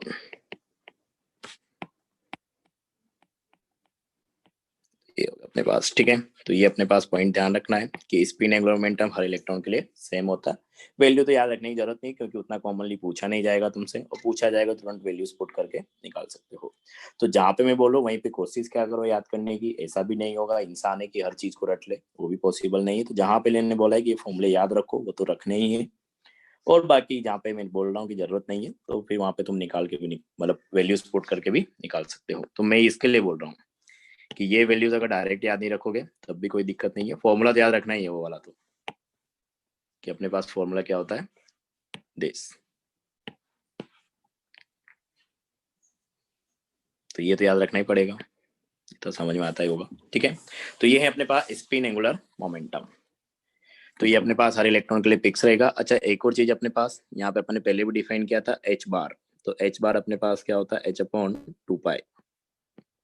तो यहाँ पे एच बार की फॉर्म में भी फॉर्मूला दे दिया जाता है कभी कभी, तो एच अपॉन 2 पाई की जगह क्या रख दो, एच बार रख दो। 3/2 हाँ, तो ये भी तुम्हारे पास कभी कभी यूज कराया जा सकता है। तो इतना तो कर ही लोगे, ये ध्यान रखना कि ये अपने पास जो एच अपॉन 2 पाई है ये एच बार है। तो एच बार की फॉर्म में अगर दे दे तो भी रिलेट करना आना चाहिए। तो एच अपॉन 2 पाई को एच बार लिख लो, तो अपने पास क्या बन जाएगा, H bar into L plus 1 का रूट। तो ये था अपने पास एंगुलर मोमेंटम कि इलेक्ट्रॉन के पास दो टाइप का मोशन था, इसलिए अपने पास एक्चुअल में दो टाइप का एंगुलर मोमेंटम होता है। टोटल अपन ने 3 एंगुलर मोमेंटम पढ़ा, एक बोर मॉडल के अकॉर्डिंग था, जो कि उसने जैसा बोला था अपन वैसा डिफाइन कर दिया, लेकिन एक्चुअल में अपने पास इलेक्ट्रॉन रैंडम मोशन कर रहा है और स्पिन मोशन कर रहा है, तो उसके करस्पॉन्डिंग अपने पास दो एंगुलर मोमेंटम आ गया। तो ये जो अपने लास्ट में दो लिखा ना, सेकंड वाला और थर्ड वाला, ये अपने पास क्वांटम मैकेनिकल मॉडल से रिलेटेड है, तो जो एक्चुअल में अपन फॉलो करते हैं एटम के लिए। तो चाहो तो लिख लेना कि second and third are related to quantum mechanical model. तो ये अपने पास एंगुलर मोमेंटम्स के बारे में बात हो गई, ठीक है। नेक्स्ट इसमें हेडिंग डालना वापस अगेन और ऑर्बिटल्स के बारे में ही अपने को आगे और बात करनी, दो तीन इसमें नोडल प्लेन वगैरह अपने पास आता है कंसेप्ट। इसको तुम ऐसे हेडिंग डाल लो, orientation of orbitals, orientation of orbitals. तो देखो इसका क्या मतलब है। अच्छा, पहले पढ़ा था क्या अपने ये, ऐसा डाल के कुछ? सर वो जिसमें हम लोग शेप बनाते हैं एक्स हाँ। वाई एक्सेस में। डेफिनेशन वाइज तो नोडल प्लेन ये सब नहीं था। नहीं, ओरिएंटेशन पढ़ा था क्या सिर्फ वहां पे? तो इलेक्ट्रॉन, हाँ, तो शेप बनाया होगा, और वही जानना चाह रहा हूँ मैं, शेप भी बनाया कि नहीं बनाया। तो और भी चीजें उसमें इंक्लूड करेंगे अपन, वहां तो बस जितना यूज आ रहा था उतना मैंने बता दिया था। यहाँ पे नोडल प्लेन इंक्लूड करना है, सिमेट्री साइंस इंक्लूड करने हैं, उस टाइप से कुछ है। तो ओरिएंटेशन ऑफ ऑर्बिटल्स के बारे में अपन बात करने वाले हैं। तो एक एक ऑर्बिटल अपन लेते हैं, एस ऑर्बिटल, कि अगर कोई भी एस ऑर्बिटल है उसके बारे में अगर अपन बात करें, तो ये अपन ने बात किया हुआ कि एस ऑर्बिटल अपने पास क्या होता है, स्फेरिकल होता है शेप वाइज। मैंने एक वीडियो भी दिखाया था, उसको भी अपन अभी यूज करेंगे, जब नोडल स्फेरिकल नोड पढ़ेंगे तब यूज करेंगे उसको दोबारा से। अगर किसी को ध्यान होगा तो मैंने यहाँ पे बोला था कि बीच बीच में जो जगह गायब है उसको तुमको ध्यान नहीं देना है। तो बेसिकली वो नोड थे जिसके अपन इस लेक्चर में तो नहीं कर पाएंगे, अगले लेक्चर में बात करेंगे, रेडियल नोड के बारे में बाद में करेंगे। तो ये अपने पास है स्फेरिकल, सिमेट्रिकल, कि जो एस ऑर्बिटल होता है स्फेरिकली सिमेट्रिक होता है, मतलब स्फेरिकल शेप का होता है, और स्फेयर जो होता है वो एक सिमेट्री है, सिमेट्रिकल है। तो स्फेरिकल सिमेट्रिकल अपने पास नाम आ जाएगा, थोड़ा अजीब सा लग रहा है नाम, स्फेरिकल सिमेट्रिक लिख लो, सिमेट्रिकल नहीं आएगा, स्फेरिकल सिमेट्रिक। तो एक स्फेयर शेप है जो कि एक अपने पास क्या रहेगा, सिमेट्रिकल है, तो उससे नाम आता है, ठीक है। डायरेक्शन वाइज भी अपन ने बात किया होगा, यहाँ पे दोबारा लिख देता हूँ मैं कि नॉन डायरेक्शनल होता है। नॉन डायरेक्शनल का मतलब है कि ऐसा नहीं है कि इलेक्ट्रॉन क्लाउड जो है एक पर्टिकुलर डायरेक्शन में प्रेजेंट है, एस में है या पी में है या फिर क्या बोल रहा हूँ मैं। नॉन डायरेक्शनल मतलब ये हो गया कि एक पर्टिकुलर डायरेक्शन में इलेक्ट्रॉन क्लाउड नहीं है, या तो एक्स एक्सिस के लॉन्ग, वाई एक्सिस के लॉन्ग या फिर जेड एक्सिस के लॉन्ग। इसको तुम खुद सोच सकते हो कि अगर अपने पास एक स्पेयर है, जैसे अपन ने बोला कि स्पेरिकल है, तो अगर अपने पास एक स्पेयर है तो जो स्पेयर अपने पास रहेगा वो तो क्या रहेगा, पूरा हर जगह फैला हुआ है, चाहे एक्स एक्सिस के अलोंग देखो, चाहे वाई एक्सिस के अलोंग देखो, चाहे फिर जेड एक्सिस के अलोंग देखो, तो हर एक्सिस पे तुमको इलेक्ट्रॉन क्लाउड मिलेगा। अगर मैं इसको बोल लेता हूँ कि अपने पास एक्स एक्सिस है तो इसके अलोंग भी इलेक्ट्रॉन क्लाउड मिलेगा, वाई एक्सिस है तो इसके अलोंग भी इलेक्ट्रॉन क्लाउड मिलेगा, जेड एक्सिस है तो 2 डायमेंशनल प्लेन में तो ऐसे ही दिखा सकते हैं कि ये परपेंडिकुलर अपने पास क्या है, जेड एक्सिस है। जेड एक्सिस के अलोंग भी अपने पास इलेक्ट्रॉन क्लाउड मिलेगा, मतलब हर डायरेक्शन में प्रेजेंट है, तो कोई पर्टिकुलर डायरेक्शन में इलेक्ट्रॉन क्लाउड नहीं है, इसलिए अपन उसको नॉन डायरेक्शनल बोल रहे हैं। तो ये हो गया अपने पास, ठीक है। बाकी तो अपन ने बात करी लिया कि हर सब सेल में अपने पास एक एस ऑर्बिटल होता है, एस सब सेल में और मैक्सिमम 2 इलेक्ट्रॉन आ सकते हैं, ठीक है। अच्छा, एक और चीज अपन करते हैं कि जैसे अपन ने बात की कि एस सब सेल है अपने पास, कोई भी मैं जनरल बात कर लेता हूँ, एनएस सब सेल है, तो 1s हो सकता है, 2s हो सकता है, 3s हो सकता है। ये नई चीज, इसको ध्यान से देखना। तो कोई भी अपने पास सबसेल है, जैसे एनएस सबसेल है, 1s हो गया, 2s हो गया, 3s हो गया, 4s हो गया, तो अपन ने बोला कि अगर कोई भी सबसेल है तो उसमें अपने पास एक ऑर्बिटल होता है जिसको अपन एनएस ऑर्बिटल ही लिख देते हैं, ठीक है।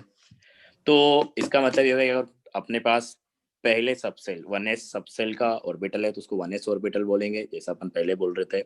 2s सबसेल का ऑर्बिटल है तो उसको 2s ऑर्बिटल बोलेंगे, 3s सबसेल का है तो उसको 3s ऑर्बिटल बोलेंगे। मतलब ऐसा नहीं करेंगे जैसे p सबसेल के लिए बात कर रहे थे कि p सबसेल मतलब 3 ऑर्बिटल है तो px py pz ऐसे अपन ने लिख दिया था, तो यहाँ पे ऐसा नहीं है। तो अभी अपन क्या करेंगे, इलेक्ट्रॉन्स के लिए ऑर्बिटल डायग्राम बनाएंगे। वो वाली चीजें मैंने वहां पे नहीं बताई थी क्योंकि उसका यूज नहीं था। तो ऑर्बिटल डायग्राम अपन बनाएंगे, तो एक एस ऑर्बिटल है अपने पास, तो एक ऑर्बिटल को रिप्रेजेंट करने के लिए अपन एक बॉक्स बनाते हैं ऐसे। ये ऑर्बिटल डायग्राम ऐसे बनाएंगे अपन बॉक्स वाइज। तो एक ऑर्बिटल को रिप्रेजेंट करने के लिए अपन एक बॉक्स बनाते हैं। तो इस बॉक्स का मतलब ये कि जैसे अपने पास 2 इलेक्ट्रॉन हो गए ना, तो एक को अपन ऊपर दिखाएंगे, एक को अपन ऐसे नीचे दिखाएंगे। इसके अपन आगे बात करेंगे कि 2 इलेक्ट्रॉन हुआ तो ऐसे रिप्रेजेंट करते हैं इलेक्ट्रॉन्स को, एक ऊपर एक नीचे। तो अभी तो ये तुम ऐसे देख लो कि इसको ऐसे ध्यान रखना है तुमको कि एस सबसेल है, मतलब एक ऑर्बिटल है, एक ऑर्बिटल के लिए अपन ने एक बॉक्स बना दिया। अगर पी सबसेल होता तो वहां पे 3 ऑर्बिटल होते तो अपन इस तरीके से 3 बॉक्स बनाते उसको रिप्रेजेंट करने के लिए। तो रिप्रेजेंटेशन का तरीका है। तो अभी अपन पी सबसेल पढ़ेंगे या पी ऑर्बिटल पढ़ेंगे तब इसको बता देंगे। तो ये हो गया अपने पास। तो ये थोड़ा रिप्रेजेंटेशन है, इसको अपन आगे यूज करेंगे, तो मैं यहीं पे बता दे रहा हूँ कि सब सेल का रिप्रेजेंटेशन अपन कैसे देते हैं। तो उसमें जितने ऑर्बिटल होते हैं उसके करस्पॉन्डिंग अपन उतने बॉक्स बनाते हैं। तो ये अपने पास एस की बात हो गई। नोडल प्लेन वगैरह इसमें नहीं आता है तो अभी मैं उसको डिफाइन भी नहीं कर रहा हूँ। नोडल प्लेन अपने पास पी में आएगा, तो जब पी पढ़ेंगे तभी डिफाइन करेंगे, फिर उसको यहाँ से रिलेट भी कर देंगे। तो ये एस के बारे में बात हो गई। अगर पी के बारे में अपन बात करें, पी ऑर्बिटल्स तो इसे पढ़ा हुआ है। पी ऑर्बिटल्स में अपन ने बोला था कि जो शेप होता है उसको अपन नाम देते हैं क्या, dumbbell, dumbbell shape, dumbbell in shape. और ये डायरेक्शनल होता है, इसका मतलब भी समझाएंगे। डायरेक्शनल का मतलब क्या हुआ, डायरेक्शनल है, ठीक है। तो जैसे अपन ने बात किया कि अपने पास कोई भी पी सबसेल है तो उस पी सबसेल में अपने पास वही जनरल वे में अपन बात कर लेते हैं चाहो तो, कि अपने पास मान लो कि एनपी सबसेल है, 2p हो सकता है, 3p हो सकता है, 4p हो सकता है, 5p हो सकता है। तो एनपी सबसेल में अपने पास 3 ऑर्बिटल होते हैं। कौन कौन से, npx, npy, npz। तो 3 ऑर्बिटल रहेंगे अपने पास किसी भी पी सबसेल में। तो जैसे अगर अपना 2p हुआ तो 2px, 2py, 2pz, 4p हुआ तो 4px, 4py, 4pz। तो इस तरीके से अपने पास क्या होते हैं, कोई भी पी सबसेल है तो उसमें 3 ऑर्बिटल हैं। तो ये तीनों ऑर्बिटल मतलब अपने पास जो इलेक्ट्रॉन क्लाउड है ना वो अलग अलग एक्सिस के अलोंग है। किस तरीके से देखो, ऐसे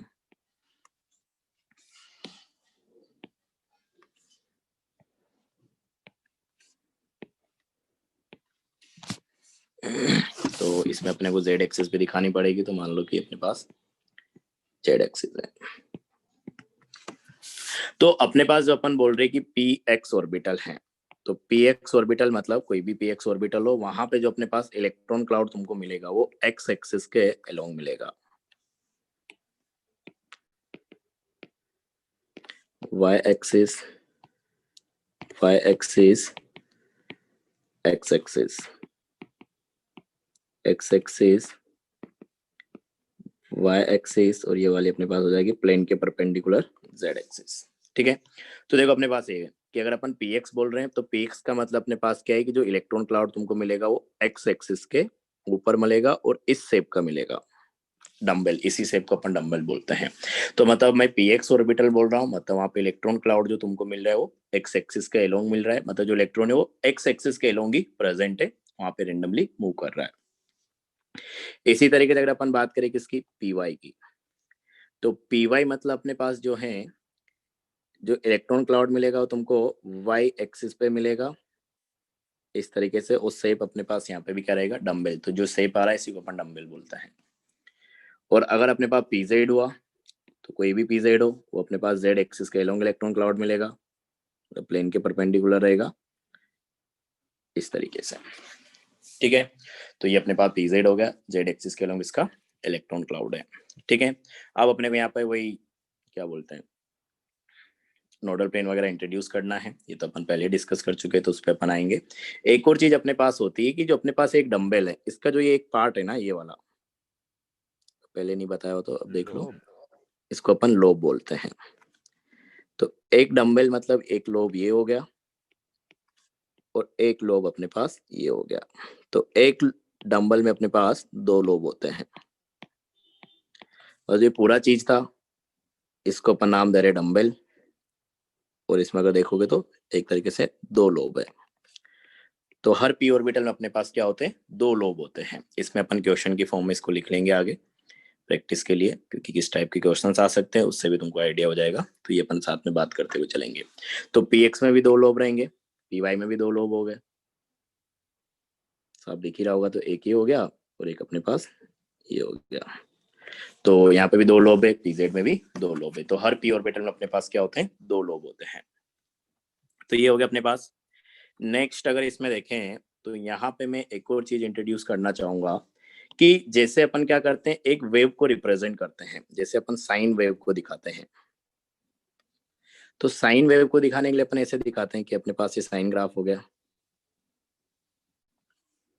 तो अपने पास जहाँ पे उसकी पॉजिटिव वैल्यू है उसको अपन बोलते हैं पॉजिटिव एम्पलीट्यूड, तो वहाँ पे प्लस साइन दिखाते हैं। जहाँ पे नेगेटिव वैल्यू है उसको अपन बोलते हैं क्या, नेगेटिव एम्पलीट्यूड।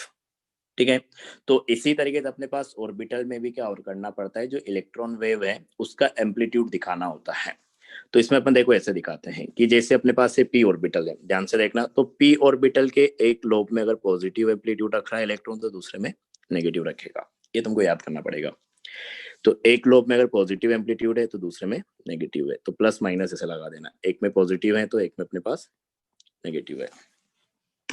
तो ये है अपने पास, तो ये साइन भी ध्यान रखना, ये यूज आते हैं अपन केमिकल बॉन्डिंग में पढ़ेंगे, जब वीबीटी में अपन ओवरलैपिंग की बात करेंगे तो वहां पे अपन इसको वापस डिस्कस करेंगे, सिमेट्री साइंस को, इनको सिमेट्री साइन बोलते हैं। तो एक तरीके से इलेक्ट्रॉन वेव के एम्पलीट्यूड को बता रहा है कि किस रीजन में पॉजिटिव एम्पलीट्यूड है, किस रीजन में अपने पास नेगेटिव एम्पलीट्यूड है। अब जो अपन ने इक्वेशन तो सोल्व किया नहीं है कि अपन एक्सप्लेन कर पाए कि क्यों ऐसा आ रहा है, इसलिए डायरेक्ट याद करना पड़ेगा। तो ये हो गया अपने पास।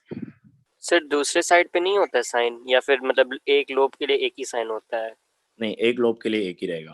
अच्छा, मतलब ये ए हो गया ना, देखो अगर मान लो कि चेंज भी होता होगा तो मेरे को आइडिया नहीं है, मतलब वैसे लगा रहा हूँ कि अगर मान लो कि यहाँ पे प्लस आएगा दूसरे में माइनस आ जाएगा, फिर वेव तो घूमती रहेगी ना, तो एक में प्लस रहेगा दूसरे में माइनस रहेगा, ऐसा है।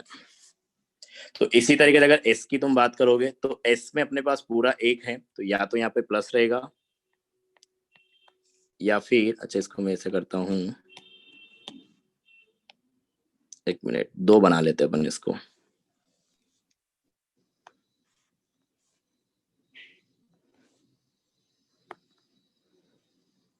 हाँ, तो एस में या तो पॉजिटिव रहेगा पूरे में या फिर नेगेटिव रहेगा, तो या तो पॉजिटिव एम्पलीट्यूड में रहेगा इलेक्ट्रॉन या फिर नेगेटिव एम्पलीट्यूड में रहेगा। तो इस तरीके से अपने पास एस के लिए ध्यान रखना है। तो ये हो गया अपने पास साइन की बात होगी, तो ये अपने पास क्या है, जो इलेक्ट्रॉन वेव है उसका एम्पलीट्यूड है पॉजिटिव नेगेटिव साइन वाइज। और अगर इसमें अपन देखें तो और अपने पास क्या आ सकता है, चलो नोडल प्लेन को डिफाइन कर देता हूं मैं, तो उसकी भी अपन बात कर लेंगे कि नोडल प्लेन एक्चुअल में होता क्या है। तो एक हेडिंग डाले इसमें पहले, नोडल प्लेन। ध्यान रखना इस चीज को अपन आगे फिर यूज करेंगे, नोडल प्लेन वाली चीज को। तो नोडल प्लेन, या इसी को अपन नाम देते क्या, एंगुलर नोड। तो एंगुलर नोड नाम कहाँ से आ रहा है ये आगे समझ में आएगा तुमको। तो पहले तो अपन बात करते हैं किसकी, नोड। नोड मतलब ऐसी चीज को बता रहा है, ऐसे रीजन को बता रहा है जहां पे इलेक्ट्रॉन मिलने की प्रोबेबिलिटी 0 होती है। तो नोड अपने पास क्या है, रीजन, तो एक रीजन हो सकता है या फिर एक प्लेन हो सकता है, रीजन या फिर plane in which probability of finding electron is 0। मतलब ऐसी जगह जहां पे इलेक्ट्रॉन के मिलने की प्रोबेबिलिटी क्या है, 0, उसको अपन क्या बोल रहे हैं, नोड बोल रहे हैं, जहां पे मतलब इलेक्ट्रॉन नहीं मिल सकता। ठीक है, अपन अभी बात कर रहे हैं नोडल प्लेन। तो नोडल प्लेन मतलब एक ऐसा प्लेन अपने को मिलेगा जिसके ऊपर इलेक्ट्रॉन के मिलने की प्रोबेबिलिटी 0 रहेगी। तो नाम से रिलेट कर सकते हो, नोड मतलब ऐसा रीजन या ऐसा प्लेन जिसके ऊपर इलेक्ट्रॉन के मिलने की प्रोबेबिलिटी क्या है, 0 है, मतलब वहां पे इलेक्ट्रॉन क्लाउड नहीं प्रेजेंट रहेगा, सिंपल भाषा में अपन बोले तो।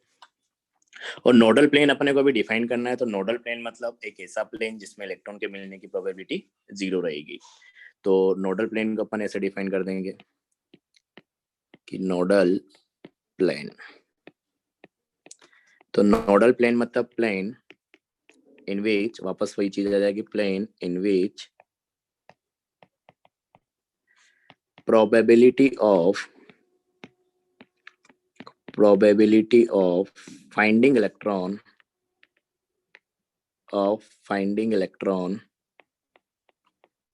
is 0, कि एक ऐसा प्लेन जिसमें इलेक्ट्रॉन के मिलने की प्रोबेबिलिटी 0 रहेगी, उसको अपन क्या बोल रहे हैं, नोडल प्लेन।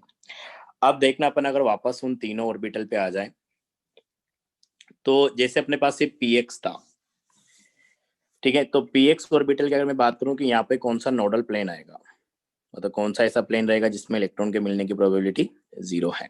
तो ये अपने पास ये एक्स एक्सिस लिया, ये अपने वाई एक्सिस लिया, हाँ रुक जाओ, कि अपने एक्स एक्सिस लिया, ये अपन ने यहाँ पे ये एक्स एक्सिस है, ये अपने पास वाई एक्सिस है। तो मतलब जो ये प्लेन हो गया, तो अपने पास कौन सा हो गया, एक्स वाई प्लेन हो गया।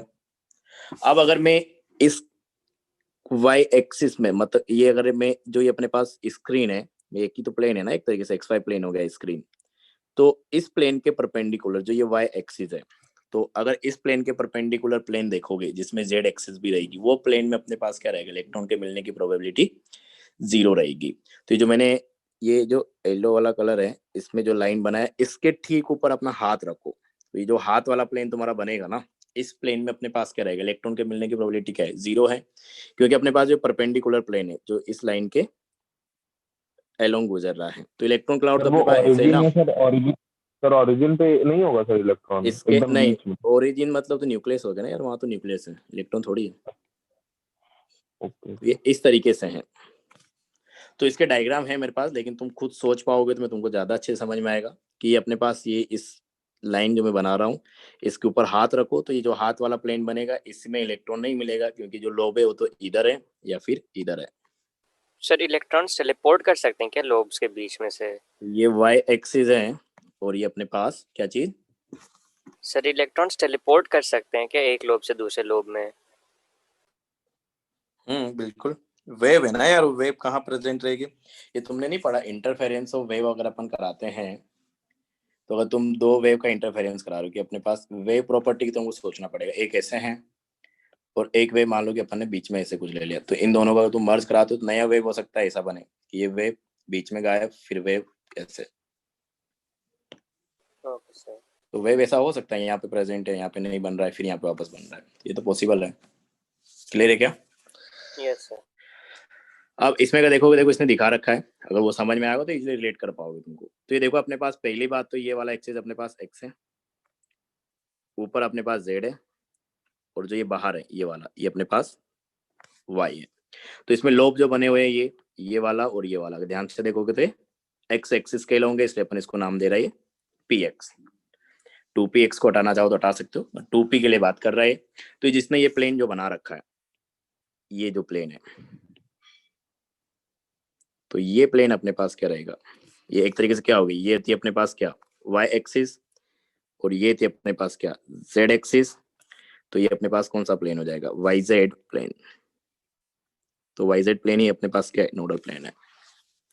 तो अगर दिख पा रहा तो ठीक है, नहीं तो अपन याद करने के लिए तो ट्रिक बता ही देंगे कि कैसे याद रखना है। ये तुमको क्लियर हो रहा है क्या, समझ में आ रहा है क्या? मतलब ये जो प्लेन है ना, इसके दोनों साइड अपने पास से हैं। जैसे अगर अपन अभी तुमको सोचना ही पड़ेगा कि ये परपेंडिकुलर प्लेन है, तो जैसे पहले बता रहा था कि एक लोब इधर रहेगा इस प्लेन के परपेंडिकुलर, एक लोब इधर रहेगा, प्लेन पे कुछ नहीं आएगा। क्लियर है क्या? ये इस पिक्चर में देखने की कोशिश करो तो दिखेगा या सबसे अच्छा PZ में दिखोगे तो यहाँ पे दिखेगा तुमको। देखो ये अपने पास क्या था, Z एक्सिस है, तो Z एक्सिस के लोग अपने पास लोब आ गई है और इसके नीचे इस तरीके से ये अपने पास Y एक्सिस है, ध्यान से देखोगे तो ये अपने पास X एक्सिस है। तो ये जो अपने पास है ये XY प्लेन है और इस XY प्लेन के ऊपर इलेक्ट्रॉन क्लाउड है, इसके नीचे इलेक्ट्रॉन क्लाउड है, लेकिन प्लेन में तुमको कुछ नहीं मिलेगा। तो अपने पास यहाँ पे क्या होगा, XY प्लेन जो है ये नोडल प्लेन हो गया। यहाँ पे अपने पास क्या था कि X के अलोंग इलेक्ट्रॉन क्लाउड है, तो YZ अपने पास नोडल प्लेन हो गया। ठीक है, सेम तरीके से अगर इसमें सोचोगे तो अपने पास ये क्या है, Y एक्सिस है और ये पीछे वाला भी Y एक्सिस है। तो यहाँ पे इलेक्ट्रॉन क्लाउड क्या है, Y एक्सिस के अलोंग है। तो ये अपने पास X एक्सिस रहा, ये अपने पास Z एक्सिस रहा। तो इसमें जो X और Z से जो प्लेन बन रहा है, दैट इज दिस प्लेन, इस प्लेन में इलेक्ट्रॉन नहीं मिलेगा। तो इस प्लेन को अपन क्या बोलेंगे, XZ प्लेन। तो ये अपने पास क्या हो गया, नोडल प्लेन हो गया। ये समझ में आएगा तुमको? Yes, sir. तो ये हो गया अपने पास, ये तो अपन को समझने वाली बात हो गई। अगर समझ में नहीं आया तो तुम ऐसे ध्यान रख सकते हो इसको। देखो कैसे कि PX की अगर अपन बात करें तो अपने पास 3 एक्सिस होती हैं, X Y Z। अभी PX की अगर अपन बात करें, जो 2 बची हुई एक्सिस है Y और Z, उनसे जो प्लेन बनेगा वही अपने पास क्या है, नोडल प्लेन है। मतलब यहाँ पे क्या है, YZ प्लेन। PY की अगर अपन बात करें तो 2 एक्सिस बच गई अपने पास, कौन कौन सी, X और Z, उनसे जो प्लेन बनेगा वही नोडल प्लेन है, दैट इज XZ। अगर अपने पास PZ ऑर्बिटल की बात करें तो अपने पास 2 एक्सिस बच गई, कौन सी, X और Y। तो XY से जो प्लेन बनेगा वही अपने पास क्या है, नोडल प्लेन है। तो ये अपने पास हो गया क्या, ऑर्बिटल, और ये अपने पास हो गया क्या, नोडल प्लेन। तो क्वेश्चन तो तुमसे ये पूछा जाएगा कौन सा नोडल प्लेन है, तो उसको तो तुम ऐसे रिलेट कर सकते हो कि बाकी जो 2 बची हुई एक्सिस है, मतलब PX है, तो X के अलोंग तो अपने पास क्या आ गया, इलेक्ट्रॉन क्लाउड आ गया।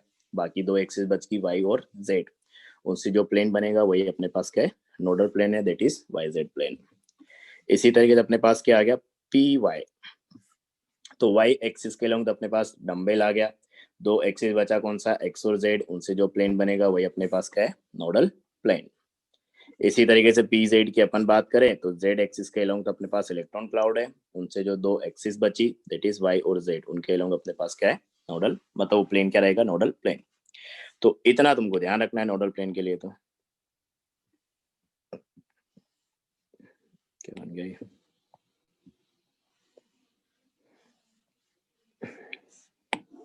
ये क्लियर है क्या, किस तरीके से निकालना है ये जरूरी है।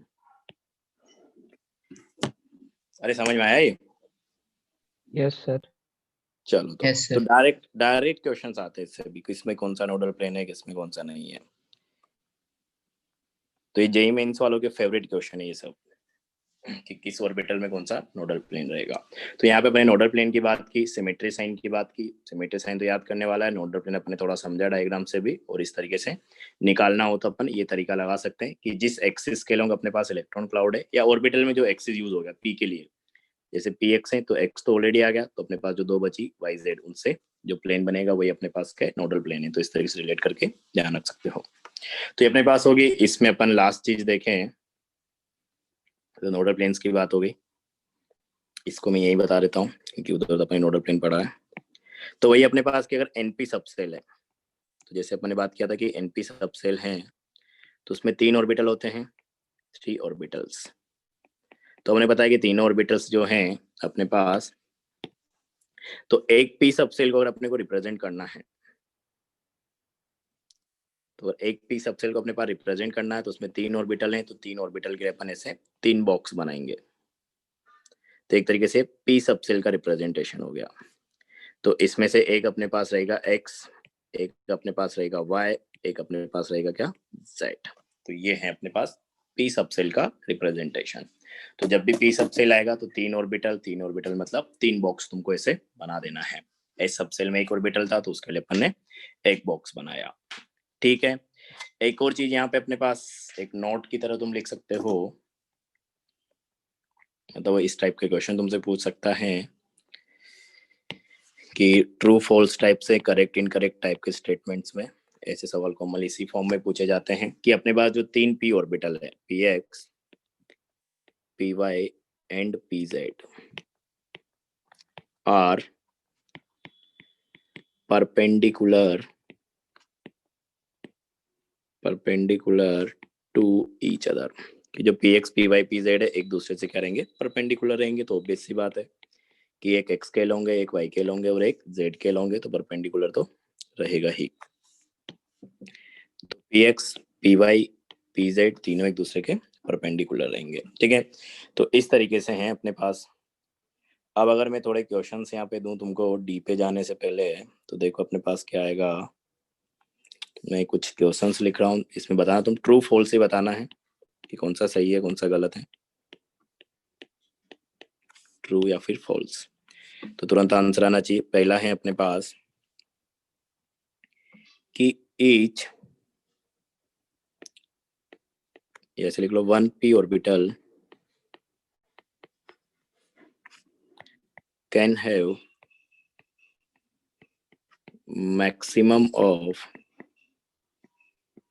maximum of 6 electrons.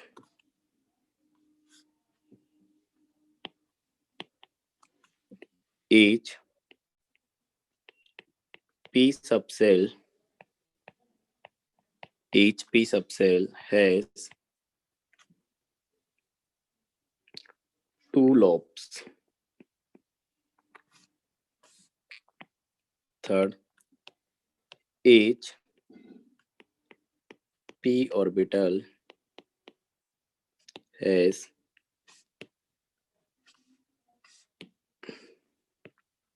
3 nodal planes. बताओ जल्दी, पहला क्या है, दूसरा क्या है, ट्रू फॉल्स, क्या है? True false. सर पहला फॉल्स होना चाहिए ना, ट्रू फॉल्स, पहला फॉल्स होना चाहिए सर। पहला फॉल्स होना पी चाहिए। फॉल्स होगा सर पहला वाला। False, true false. False, true false, ये चीज मैंने पहले भी डिस्कस की थी, पहली बार नहीं कर रहा हूँ मैं, ध्यान से सोचो। तुमको ये कंफ्यूज करता है, सबसेल की बात कर रहा है या ऑर्बिटल की बात कर रहा है। यहाँ पे तुमको बोला है एक पी ऑर्बिटल, तो ऑर्बिटल चाहे कौन सा भी हो, एस हो या पी हो या डी हो या एफ हो, तो एक ऑर्बिटल में मैक्सिमम 2 इलेक्ट्रॉन आ सकते हैं। तो ये अपने पास फॉल्स है। अगर इसी चीज को मैं ऐसे लिख देता 1 पी सबसेल, तो एक पी सबसेल का मतलब अपने पास क्या है, 3 ऑर्बिटल, 3 ऑर्बिटल में मैक्सिमम 6 इलेक्ट्रॉन आ सकते हैं, तो ये तब ट्रू होता।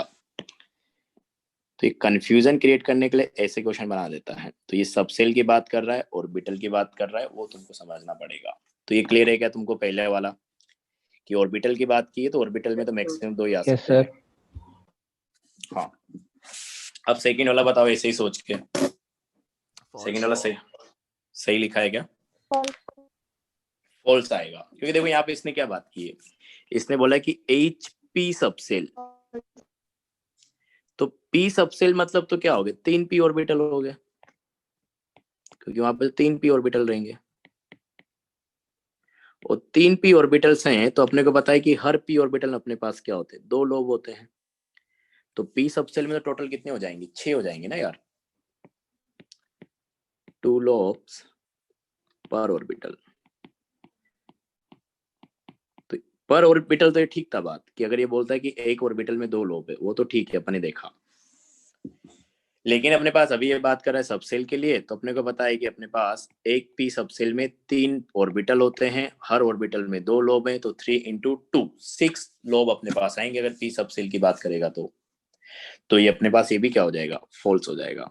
तो अगर यही सवाल वो पूछता कि each p orbital has 2 lobe, तब तो ठीक था, क्योंकि हर पी ऑर्बिटल में क्या होते हैं, 2 लोब होते हैं। अगर सबसेल के लिए बात कर रहा है तो वहां पे कितने आएंगे, 6 लोब आएंगे। ये भी क्लियर है क्या?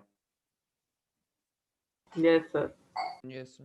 हाँ, तो डिफरेंस कहाँ है समझना पड़ेगा तुमको, ठीक है? सर सेकंड बार फिर से बता दीजिए।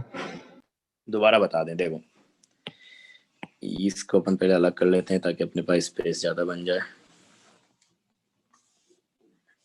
अच्छा, एक खत्म ही हो गया। हाँ हाँ, देखो तो इसमें अपन देखो क्या बोल रहे हैं, ध्यान से देखना कि इसमें क्वेश्चन अपने पास क्या है कि each P subshell S 2 lobe, कि एक पी सबसेल के पास 2 लोब होते हैं। तो पहली बात तो सबसेल मतलब ऑर्बिटल से, वहां पे 3 ऑर्बिटल का कलेक्शन है, तो पी सबसेल मतलब अपने पास क्या रहेंगे, 3 पी ऑर्बिटल रहेंगे। तो 1 पी सबसेल की बात हो रही, मतलब 3 पी ऑर्बिटल की बात हो रही है। और हर पी ऑर्बिटल में अपने देखा होता है कि 2 लोब होता है, तो एक ऑर्बिटल में 2 लोब है, तो 3 में अपने पास कितने रहेंगे, 6। तो अगर सबसेल की बात कर रहे हैं मतलब 3 ऑर्बिटल की बात कर रहे हैं, 3 ऑर्बिटल मतलब वहां पे 6 लोब रहेंगे। अब इसने कितना बोला है, 2 लोब, तो अगर ये गलत हो गया ना अभी तो। Yes sir. हाँ, थर्ड पे आ जाओ, ये क्या है, फॉल्स है सर। ये भी क्या हो जाएगा, फॉल्स हो जाएगा, क्योंकि यहाँ पे भी उसने उल्टा कर दिया है। तो जो कंफ्यूजन हो सकता था वैसे ही मैंने सवाल दिए तुमको, वैसे ही बना के। तो देखो अपने पास क्या ये बोल रहा है कि ईच पी ऑर्बिटल, हर पी ऑर्बिटल में अपने पास 3 नोडल प्लेन्स होते हैं। तो एक पी ऑर्बिटल में तो एक ही नोडल प्लेन है यार, आपने निकाला तो ये लिख भी लो साथ में ताकि ध्यान भी रहे। 1 नोडल प्लेन, क्या हो गया इसको, 1 नोडल प्लेन पर पी ऑर्बिटल, की हर ऑर्बिटल अपने पास क्या है, एक नोडल प्लेन है। इंपॉर्टेंट पॉइंट है ये, हम समझ में आना चाहिए, सब चीजें रिलेट करनी आनी चाहिए, हर चीज बताना नहीं होता है, ठीक है?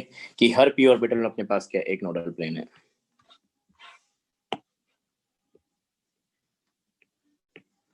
कि जैसे पी एक्स है तो वहां पे वाई जेड नोडल प्लेन है, एक ही हुआ। पी वाई है तो वहां पे एक्स जेड है, पी जेड है तो वहां पे एक्स वाई नोडल प्लेन है। तो हर पी ऑर्बिटल अपने पास एक नोडल प्लेन है। ये भी चीज मैं वैसे लास्ट में लिखवा देता हूँ कि एस में कोई नहीं होता है, पी में एक होता है, डी में अपन आगे देखेंगे 2 होता है। तो मैं जैसे मैंने बोला कि मैं चीजों को एक साथ लिखाना ज्यादा प्रीफर करता हूँ ताकि सारे को तुम एक साथ याद कर सके, तो मैं लिखवाता उसको बाद में लिखवाता। तो ये अपने पास है कि हर पी ऑर्बिटल में एक नोडल प्लेन होता है। और इसी तरीके चाहो तो इस चीज को भी तुम लिख लो, each p orbital has 2 lobes, कि हर p ऑर्बिटल में अपने पास क्या होते हैं, 2 लोब होते हैं। देख सकते हो हर ऑर्बिटल अपने पास क्या है, 2 लोब है। तो ये अपने पास 2 पॉइंट और लिख लेना नोट बना के, अगर जगह नहीं हो तो रजिस्टर के ऊपर में जो जगह होती है ये वाली, यहाँ पे लिख लेना। ये इसीलिए होती है कि अगर कोई पॉइंट छूट जाए तो उसको अपन ऊपर लिख लें। तो ये हो गया अपने पास। तो हर पी ऑर्बिटल अपने पास 2 लोब होता है, हर पी ऑर्बिटल अपने पास एक नोडल प्लेन होता है, जैसा अपने यहाँ पे सीखा। अब अपने पास क्वेश्चन क्या बोल रहा है, क्वेश्चन अपने को बोल रहा है कि each p orbital has 3 nodal plane. तो पी ऑर्बिटल में तो एक ही है, एक पी ऑर्बिटल में। तो अगर पी सबसेल बोलता तब अपन फिर भी बोल सकते थे कि एक पी सबसेल मतलब 3 ऑर्बिटल, और हर पी ऑर्बिटल में एक एक नोडल प्लेन, तो 3 पी ऑर्बिटल में 3 नोडल प्लेन। तो पी सबसेल अगर बोलता है कि 3 नोडल प्लेन होते हैं तब ठीक था ये। तो इस बात पे तुम ध्यान दिया करो जब भी इस टाइप की क्वेश्चन आए कि वो एक ऑर्बिटल के लिए बात कर रहा है या फिर वो एक सबसेल के लिए बात कर रहा है। तो ये कंफ्यूजिंग चीज है, तो इसको तुम ध्यान रखना जब भी इस टाइप के क्वेश्चन आए, ठीक है? तो ये अपने पास बात होगी किसकी, ये अपने पास पी ऑर्बिटल से रिगार्डिंग बात हो गई। इसमें अपने सिमेट्री साइन देख लिया, बाकी सब देख लिया, नोडल प्लेन्स वगैरह देख ले, कैसे रिप्रेजेंट करना है उसकी बात कर ली, चलो सब हो गया, ठीक है? अब अपने पास आ जाते हैं किस पे, डी वाले पे, डी ऑर्बिटल्स। डी ऑर्बिटल्स तो डी ऑर्बिटल्स की अगर अपन बात करें तो यहाँ पे अपन ऐसा लिखेंगे कि ये अपने पास क्या होता है, डबल डम्बेल। ठीक है, इसमें अगर तुम देखोगे तो ये भी डायरेक्शनल होता है, पर्टिकुलर डायरेक्शन के अलोंग ही प्रेजेंट होता है, तो ये भी अपने पास डायरेक्शनल है। इसमें अपन वही बोलेंगे कि अपने पास मान लो कि वही कोई जनरल एनडी सबसेल है, तो कोई भी अगर डी सबसेल है तो उसमें अपने पास क्या होता है, 5 ऑर्बिटल्स होते हैं। तो 5 ऑर्बिटल कौन से रहेंगे, d x y, d Y z, d x z, d x square minus Y square and d z square. तो देख सकते हो टोटल 5 ऑर्बिटल है। अगर मान लो कि 3D सबसेल हुआ तो अपने पास सब में क्या आ जाएगा, 3D x y, 3D y z, 3D z x, 3D x square minus Y square और 3D जेड स्क्वायर। तो टोटल अपने पास क्या है, कोई भी डी सबसेल होता है तो उसमें 5 ऑर्बिटल्स होते हैं। तो अगर इनकी अगर अपन बात करें कि किस तरीके से शेप आएगा, तो मैंने वहां पे बताया था कि याद रखने के लिए तुम ऐसे ध्यान रख सकते हो कि अगर डी एक्स वाई है तो डी एक्स वाई मतलब तुमको क्या करना है, वाई एक्सिस बनाना है और एक्स एक्सिस बनाना है। तो ये अपने पास होगी क्या, वाई एक्सिस, ये अपने पास सॉरी एक्स एक्सिस, ये अपने पास हो गया क्या, वाई एक्सिस। तो तुम कौन से एक्सिस तुमको बनाने हैं प्लेन में वो देखा करो, कौन से ऑर्बिटल के लिए तुम बात कर रहे हो। तो अगर डी एक्स वाई के लिए बात कर रहे हो तो एक्स और वाई एक्सिस प्लॉट कर दो। ठीक है, डबल डम्बेल होता है और यहाँ पे जो इलेक्ट्रॉन क्लाउड होता है वो एक्सिस के बीच में होता है। तो इस तरीके से अपने पास रहेगा।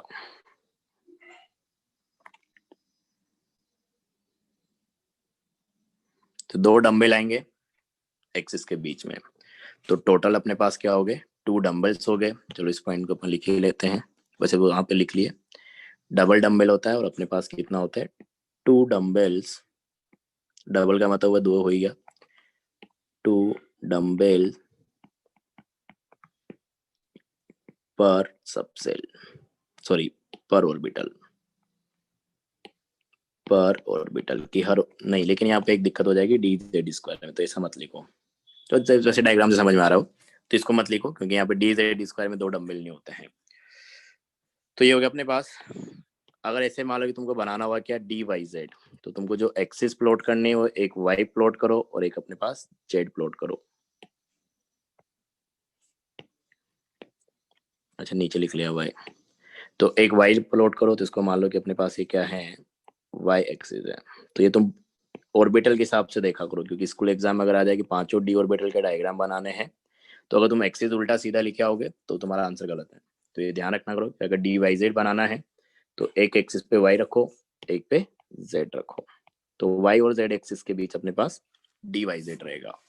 तो डंबल तो यहाँ पे भी 2 आएंगे, तो एक अपने पास इस तरीके से और एक अपने पास इस तरीके से, ऐसा। इसी तरीके से अगर तुमको बोल दिया जाए अपने पास क्या है, डी एक्स जेड, तो एक एक्सिस एक्स बनाओ, एक अपने पास जेड बनाओ।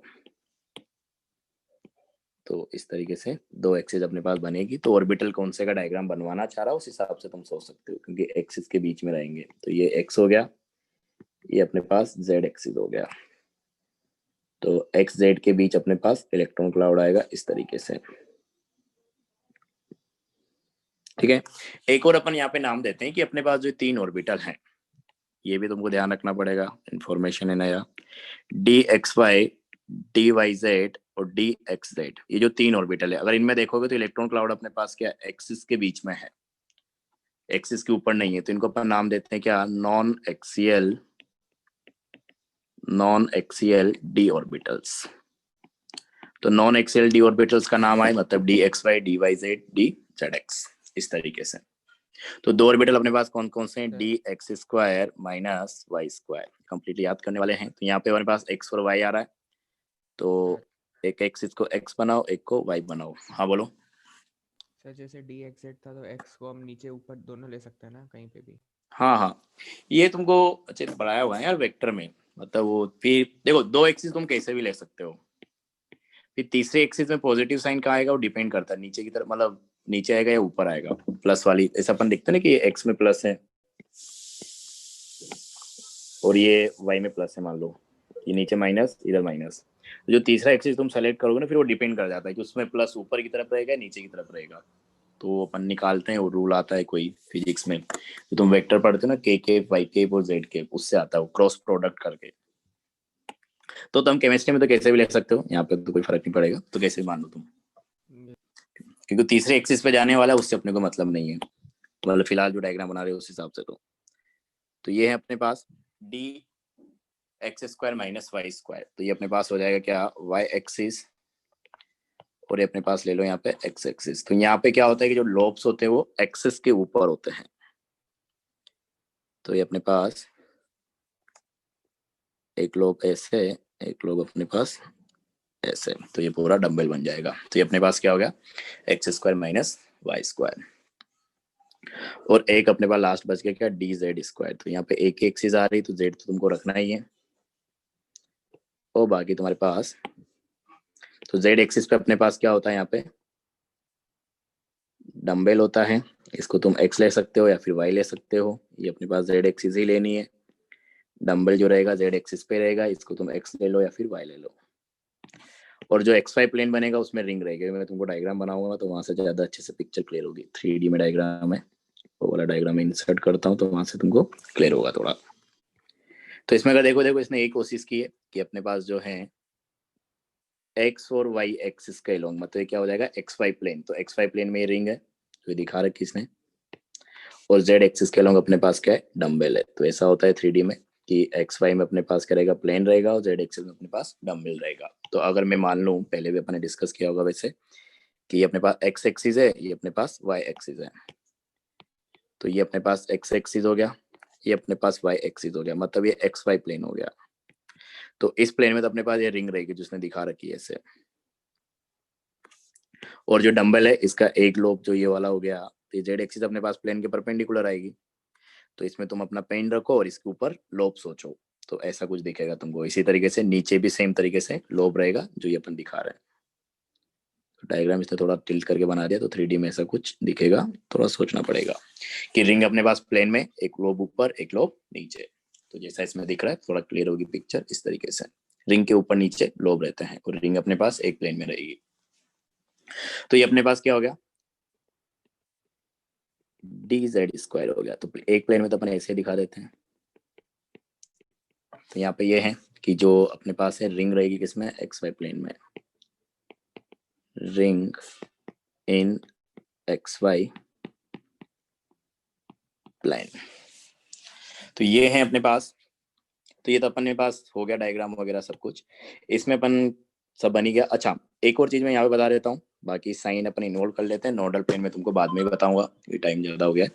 हाँ, तो एक तो चीज है अपने पास कि अगर तुम देखोगे d x square minus Y square में, तो d x square minus Y square में जो इलेक्ट्रॉन क्लाउड है एक्सिस के ऊपर है, और डी जेड स्क्वायर में अपने पास क्या है, एक्सिस के ऊपर है। तो इन दोनों को अपन कलेक्टिवली बोलते हैं d x square minus Y square and d z square. ये दोनों अपने पास क्या है, एक्सियल डी ऑर्बिटल्स हैं, क्योंकि यहाँ पे जो इलेक्ट्रॉन क्लाउड है वो एक्सिस के ऊपर है, तो एक्सियल डी ऑर्बिटल्स। तो एक्सियल डी ऑर्बिटल्स मतलब d x square minus Y square and d z square, non axial मतलब बाकी के 3। तो ये अपने पास इनके शेप से रिलेटेड बात हो गई। अब अगर यहाँ पे देखें अपने पास, तो इसमें अगर लोब की बात करें तो हर इसमें भी अपने पास क्या रहेंगे, 4 लोब रहेंगे, 1 2 3 4। तो 2 डंबल थे, तो 2 डंबल मतलब 4 लोब। इसमें भी अपने पास 4 लोब रहेंगे, यहाँ पे भी अपने पास क्या है, 4 लोब्स हैं, यहाँ पे भी अपने पास क्या रहेंगे, 4 ही लोब्स रहेंगे, इसमें भी अपने पास क्या रहेंगे, 4 ही लोब्स रहेंगे। तो 4 लोब या 2 डंबल, डबल डंबल अपन ने बोला ही है, तो वहां से क्लियर होना चाहिए कि 2 डंबल होता है ज्यादातर में। तो 2 डंबल 4 लोब हो गए। इसमें भी अपने पास क्या है, 4 लोब्स हैं, 2 डंबल है। इसमें अगर तुमसे लोब पूछ लिया जाए तो डंबल अपने पास एक ही है, तो लोब कितने रहेंगे, 2, एक ही रहा, एक ही रहा। तो अपने पास एक रिंग है, ring in x y plane, एक अपने पास क्या है, यहाँ पे 2 लोब्स हैं अलोंग जेड एक्सिस। तो ज्यादा अच्छे से लिख देते तो ऐसे लिख देंगे अलोंग जेड एक्सिस। तो 2 लोब मतलब एक डंबल हो गया, 1 डंबल। तो एक डंबल होता है जेड एक्सिस के अलोंग, ऐसे भी बोल सकते हो कि अपने पास एक डंबल है z एक्सिस के अलोंग और एक रिंग है अपने पास xy प्लेन में। तो इस तरीके से अपने पास ये चीजें हो गई कि कहाँ पे 4 लोब है, कहाँ पे 2 लोब है और कहाँ पे अपने पास रिंग है। अब साइन की बात कर लेते हैं लास्ट, फिर अपन बंद कर देंगे। हाँ, तो साइन में देखो तुम्हारे पास ऐसा होता है, ये चीज अगेन याद करने वाली है। तो यहाँ पे अपने पास एक डंबल के दोनों लोब में या तो पॉजिटिव रहेगा, मतलब अगर इसमें पॉजिटिव है तो इस डंबल के दूसरे लोब में भी पॉजिटिव रहेगा। तो एक डंबल के दोनों लोब में पॉजिटिव होता है या फिर एक डंबल के दोनों लोब में नेगेटिव होता है। तो इस तरीके से, तो एक में अगर पॉजिटिव रखा है लोब में, दूसरे में भी पॉजिटिव आएगा अगर वो सेम डंबल का है। तो इसमें नेगेटिव तो इसमें नेगेटिव, इसमें पॉजिटिव तो इसमें पॉजिटिव, इसमें नेगेटिव तो इसमें नेगेटिव, इस तरीके से। ठीक है, सेम तरीके से यहाँ पे एक डंबल के दोनों लोब में या तो पॉजिटिव रहेगा और दूसरे वाले में फिर नेगेटिव रहेगा। तो एक में पॉजिटिव आएगा एक डंबल के दोनों लोब में और एक वाले के दोनों में नेगेटिव आएगा। इसमें अगर अपन बात करें, हाँ इसमें अगर अपन बात करें तो इसमें तुम कैसे भी दे सकते हो, या तो लोब में पॉजिटिव दे दो तो फिर रिंग में अपन देंगे क्या नेगेटिव, या उल्टा कर दो। तो इलेक्ट्रॉन क्लाउड है वो इस हिसाब से बनाना है। तो ये थे अपने पास, तो अभी तो इतना ही रखते हैं।